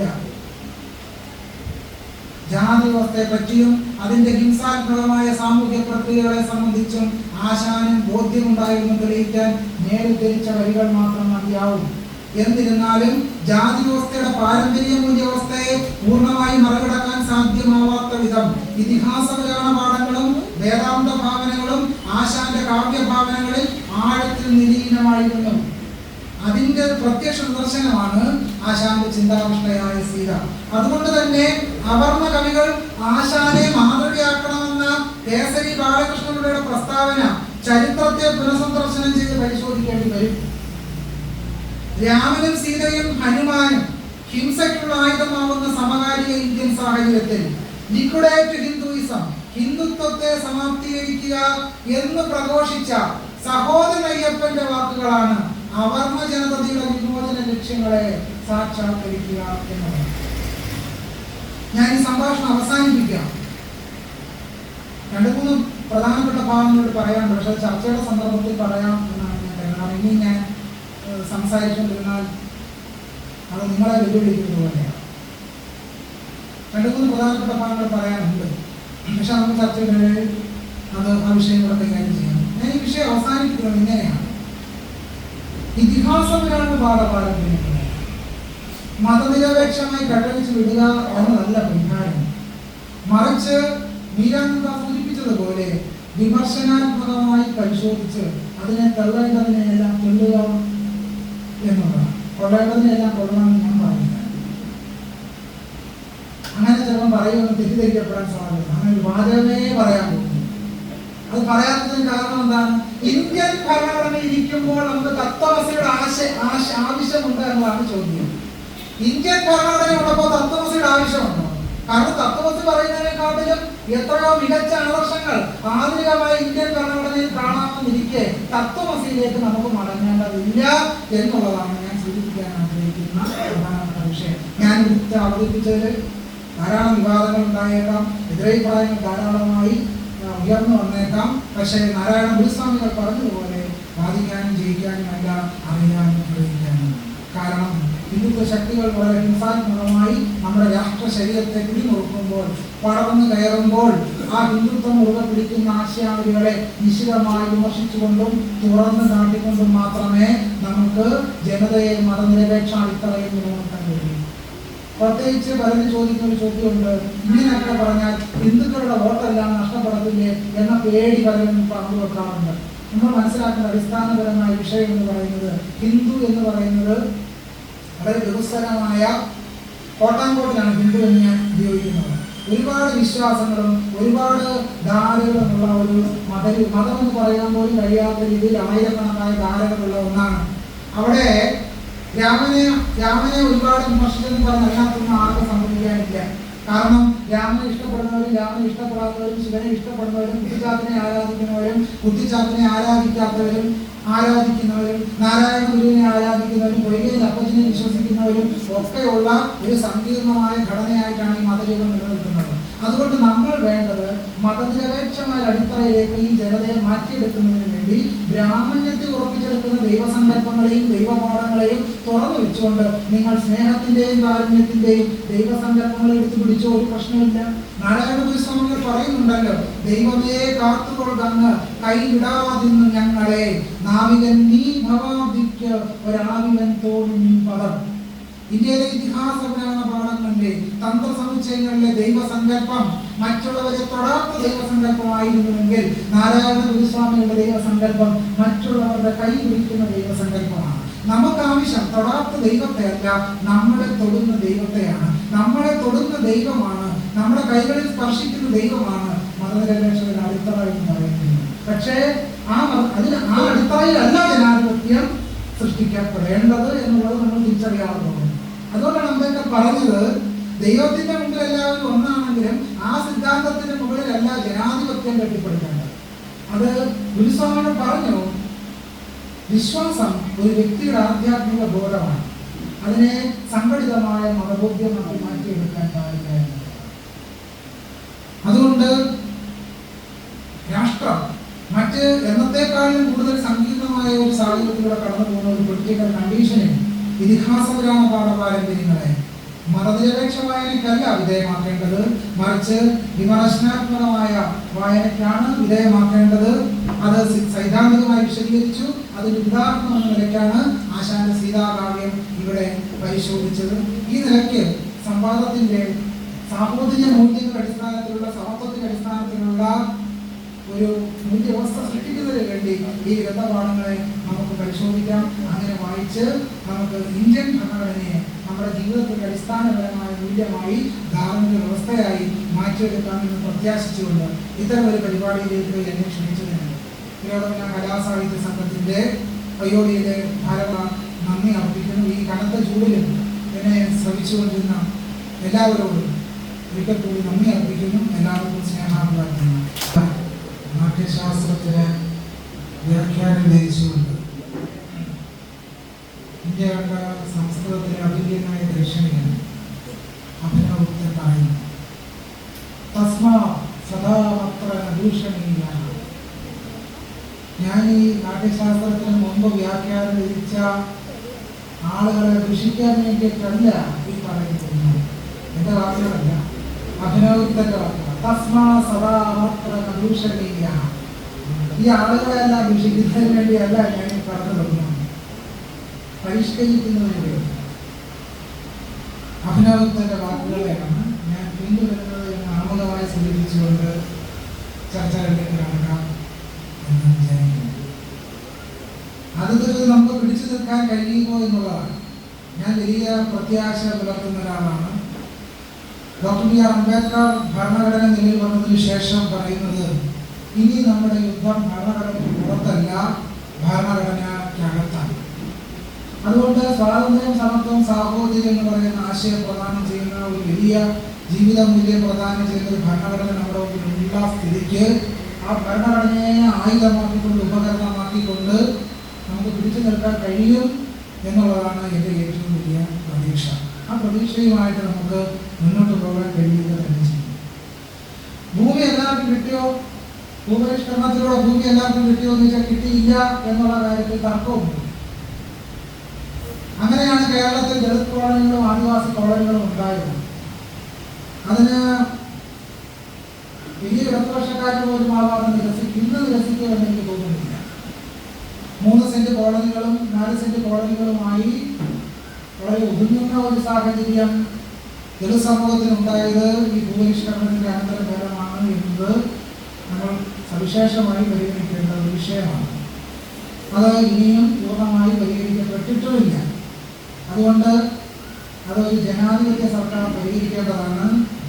ജനാധിപത്യ സർക്കാരിനെ ഡോക്ടർ ബി ആർ അംബേദ്കർ വിശേഷിപ്പിച്ചത് ചർച്ചയിലൂടെയുള്ള സർക്കാർ രൂപം എന്നാണ്. ആ ചർച്ചയിലൂടെയുള്ള ഒരു സർക്കാരിന് മാത്രമേ ഇത്തരം പ്രശ്നങ്ങൾ പരിഹരിക്കാൻ കഴിയുകയുള്ളൂ. അതുകൊണ്ട് ഈ പ്രശ്നം പൂർണ്ണമായി പരിഹരിക്കപ്പെട്ട ഒരു പ്രശ്നമാണ് എന്ന് കരുതുന്നില്ല. പക്ഷെ അതേ സമയത്ത് തന്നെ സംവരണം ഉൾപ്പെടെയുള്ള വിഷയങ്ങളിലൂടെ ഒട്ടൊക്കെ മുന്നോട്ട് പോകുവാൻ ദളിത് സമൂഹത്തിന് കഴിഞ്ഞിട്ടുണ്ട്. പക്ഷേ EWS സംവരണം വന്നതോടുകൂടി പൊതുവെ മത്സരിക്കാൻ കഴിയുന്ന 50% മത്സരത്തിൽ നിന്ന് 50% 40%-ആയി കുറഞ്ഞ് പൊതുമത്സരം കുറഞ്ഞു. പൊതുമത്സരം 40%-ആയി മാറി. അത് ജനറൽ കാറ്റഗറി എന്ന് പറയുന്ന മുഴുവൻ ആളുകൾക്ക് മത്സരിക്കാവുന്ന ആ ഒരു ശതമാനമാണ് കുറഞ്ഞത്.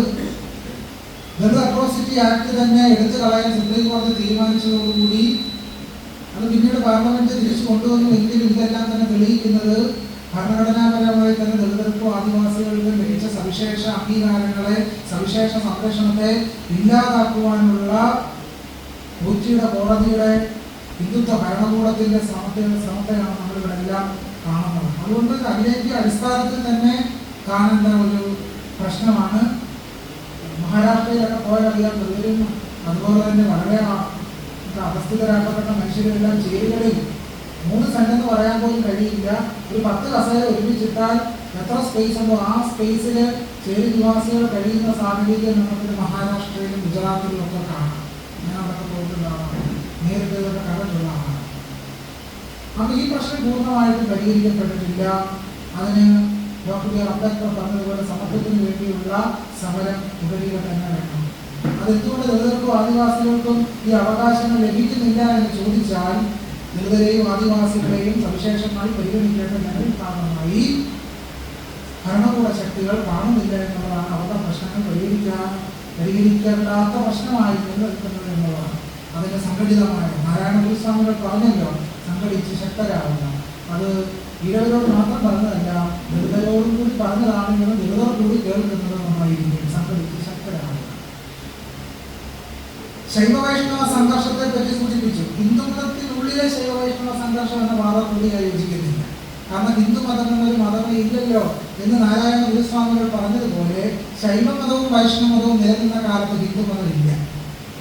കാരണം ശൈവമതം ശൈവമതമായി നിലനിന്നു, വൈഷ്ണവമതം വൈഷ്ണവ മതമായി നിലനിന്നു. നമ്മൾ കാണുന്ന മറ്റൊരു കാര്യം കൂടിയുണ്ട്.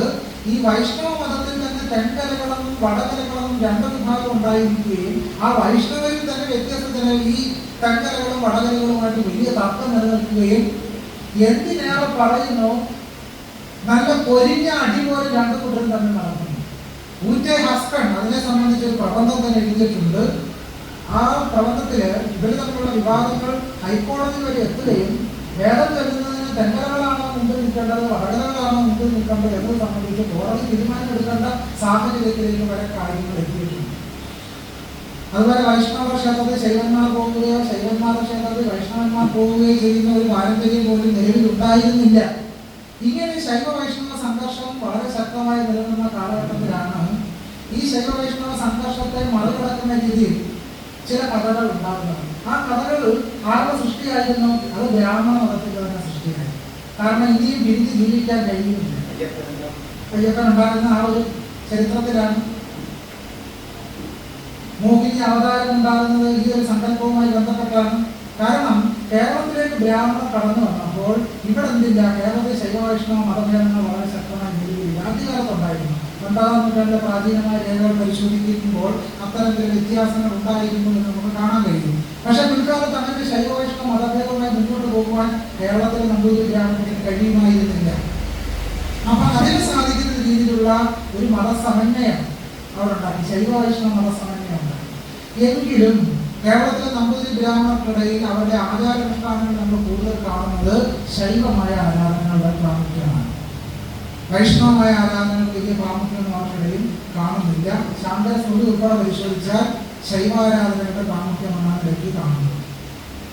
കുട്ടിച്ചാത്തൻ വിഷ്ണുമൂർത്തിയായി മാറിയത് എങ്ങനെയെന്ന് ചോദിച്ചാൽ, ചരിത്ര പണ്ഡിതയായ വിജയനാഥ് ഈ ബ്രാഹ്മണ്യത്തിന്റെ സ്വാംശീകരണ പ്രക്രിയയെ വിശേഷിപ്പിക്കുന്നത് ബ്രാഹ്മണിക്കൽ അക്കൾച്ചറേഷൻ, ബ്രാഹ്മണ്യത്തിന്റെ സ്വാംശീകരണ പ്രക്രിയ എന്നാണ്. എല്ലാത്തിനെയും ഭീകരമായി വിഴുങ്ങുന്ന വ്യവസ്ഥയുടെ പേരാണ് ബ്രാഹ്മണ്യം. ബ്രാഹ്മണ്യത്തെ ഡോക്ടർ അംബേദ്കർ നിർവചിച്ചു. സ്വാതന്ത്ര്യം, സമത്വം, സാഹോദര്യം എന്നിവയുടെ നിഷേധസ്ഥാനമാണ് ബ്രാഹ്മണ്യം എന്ന്. അത് നമ്പൂതിരിയുടെയോ ഈഴവന്റെയോ മാത്രം പ്രശ്നമല്ല, അത് സമൂഹം വ്യവസ്ഥിതിയുടെ പേരാണ് ബ്രാഹ്മണ്യം എന്ന് പറയുന്നത്. അതാണ് കൂടൽമാണിക്യം ക്ഷേത്രത്തിലെ ഈഴവന് കലാകാരനായിട്ട് പോലും നമുക്ക് കയറാൻ കഴിയുന്നില്ല. ഒരു ചോദ്യം ഇതുമായി ബന്ധപ്പെട്ട് പറയേണ്ടതാണ്. അതിന് 6ാമത്തെ പോയിന്റായിട്ട് എഴുതിയിരിക്കുന്നത്. പാവയോ ഇവൾ എന്നത് പുരോഗമന ഫലം തന്നെയാണ്. എനിക്ക് സംശയമൊന്നുമില്ല. പാവയോ ഇവൾ എന്ന് ചോദിച്ചത് പുരോഗമനം തന്നെയാണ്. സീത ജയശ്രീരാം വിളിച്ചിട്ടില്ല, ശരിയാണ്. ജീവിതത്തിന്റെ പ്രയോഗസ്ഥാനത്തിലൊക്കെ എവിടെയെന്നാണ് എന്റെ ചോദ്യം. കൂടൽ മാണിക്യത്തെ നമ്മളിത് കാണുന്നില്ല. കർമ്മന്റെ കാര്യം ശരിയാണ്, വി കെ ബാലകൃഷ്ണൻ പറഞ്ഞതൊക്കെ ശരി തന്നെ. ഇതൊക്കെ സാഹിത്യ സദസ്സുകളിൽ പറയാൻ പോകാം. ജീവിതത്തിന്റെ പ്രയോഗസ്ഥാനങ്ങളിൽ ഒന്നും കാണുന്നില്ല. ജീവിതത്തിന്റെ പ്രയോഗസ്ഥാനങ്ങളിൽ ജാതിബ്രാഹ്മണ്യം ഭീകരമായിട്ട് നിൽക്കുകയാണ്. കൂടൽ മാണിക്യത്തിൽ നമ്മൾ പാവയോ ഇവളെന്ന് സീത പറഞ്ഞിട്ടുണ്ടെന്ന് പറഞ്ഞാൽ ഈ നമ്പൂതിരി ബ്രാഹ്മണർ കേൾക്കുമോ?